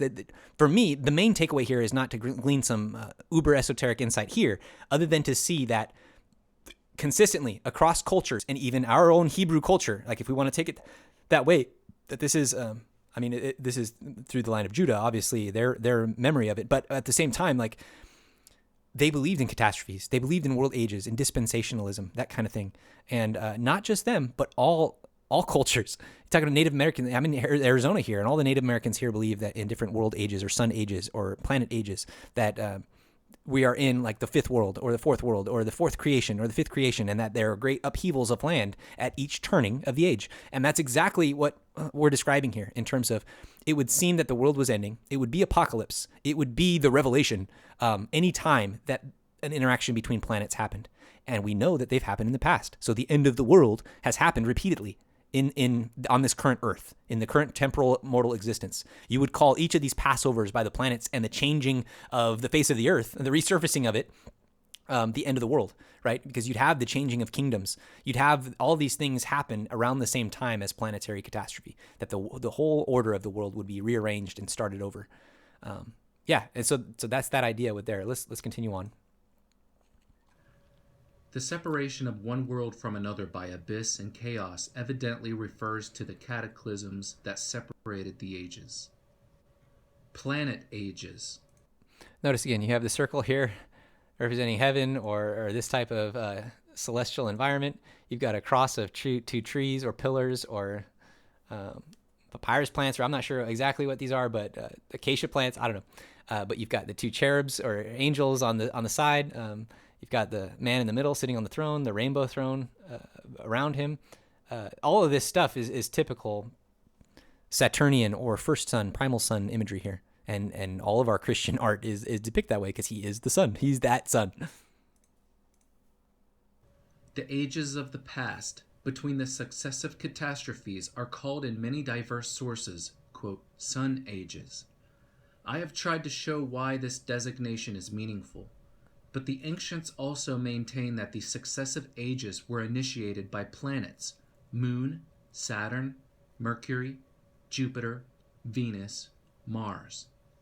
Therefore, the sun ages could also have been called planet ages. Hesiod ascribed the Golden Age to the time when the planet Saturn was ruling, and the Silver and Iron Ages to the time of the planet Jupiter. The same concept is found in Virgil, who says that, quote, before Jove's day, i.e., Jove, Jupiter, in the Golden Age when Saturn reigned, no tillers subdued the land, even to mark the field or divide it with bounds was unlawful, end quote. The idea that the earth was under the sway of different planets at different ages is also the teaching of the Pythagoreans, the Magi, Gnostic sects, and other secret societies. In numerous astrological texts, the same concept is repeated, that 7 millennia were dominated by 7 planets, one after the other. The worshippers of the devil, the Syrian sect of the Yazidis, believed that 7,000 years had passed since the deluge. At the end of every millennium, one of the 7 planet gods descended on the earth, establishes a new order and new laws, and then retreats to his place. An identical tradition is found in the writings of Julius Africanus. The ages of the ancestors passed under the government of the planets, each in its turn. Also, according to the Ethiopian text of the think of that language, the government of the planets, and what we see in the facsimile too, and everything that we've been talking about. Just keep that in first mind. book of Enoch, the 7 world ages were each dominated by one planet. The Gnostic sect of the Mandaeans taught in its holy book Sidra Rabbah that the history of mankind is composed of 7 epochs, that these epochs were terminated by catastrophes, and that one of the planets ruled in each epoch. The length of the ages in the Sidra Rabbah is made very long, but the concept is, nevertheless, common to many ancient creeds. This was written by Emanuel Velikovsky, narrated by Electric Universe Eyes. Thank you, EE. UE. I love this little insight here. Again, like I said, just pointing out that this idea of planetary ages or catastrophe being the end of certain ages or times, it's not new. It's ancient. It's old. It's familiar. It's the truth. It's absolute truth because it's taught by prophets, old and current. And now, yeah, President Nelson isn't out there talking about planets right now today, but how many members in your ward do you think would be able to sit through this lecture that you've sat through? 3 hours and 40 minutes, according to my clock that I'm looking at right here. How many people do you know in the church are willing to do the kind of work that you can recognize it takes to be able to understand these kinds of things? It has been a lifetime endeavor for me, as an adult even, many years of study to even get to get to where I'm at. And I know I'm still scratching the surface. This is why it's frustrating to me. I'm not qualified. Many of you are in your disciplines and fields and things like that. And it might be more of a thing to put your neck out to start to talk about these concepts with other people. But at the same time, you're going to have insights into various areas that are connected to this whole idea of cosmology and restored cosmology that you're going to be able to elaborate on your own, that you need to elaborate on your own. That's why you're here, that your calling in life is not just to do your job and die and then go on, but that perhaps there's a reason why you're learning the things you're learning, and that it will play a role as you start to attach those things you're learning outside in the house of the world to this cosmic measuring line and restored cosmism framework. I love you guys. I love the gospel. I know that the church is true. I know that Jesus is the Christ. I know that he is a resurrected man. And I know that President Russell M. Nelson is a living prophet today, and he leads and guides us. And this is the Lord's church. There's no reason to doubt the direction of the church today in such a crucial, pivotal time in this big, giant pendulum of ideologies and end times that we are currently enduring. My hope is that, again, this manifesto, these lectures, my efforts here can bring you closer to your Savior. I invite you to take action on the thoughts and impressions that you felt during the last few hours we spent together, as well as during the times we're not. As you're contemplating these ideas yourself during the week, it is a disservice to your own progress in understanding these not to be writing down your questions, not to be writing down your thoughts, and not to be taking action on the promptings that you feel when you feel, hey, I thought this was in the scripture somewhere. Look it up. Pull out your phone. Pull out the Gospel Library app, type in a search, and start scrolling. Sometimes you'll be led through the scriptures like Nephi and Jerusalem, walking, not knowing beforehand what you're doing. But as you do, the Lord will guide you to something that will open your mind as you continue to bring every thought, or attempt to bring every thought, unto the obedience of Christ. It's my prayer for you. Thanks for sticking around. And until next time, to be continued.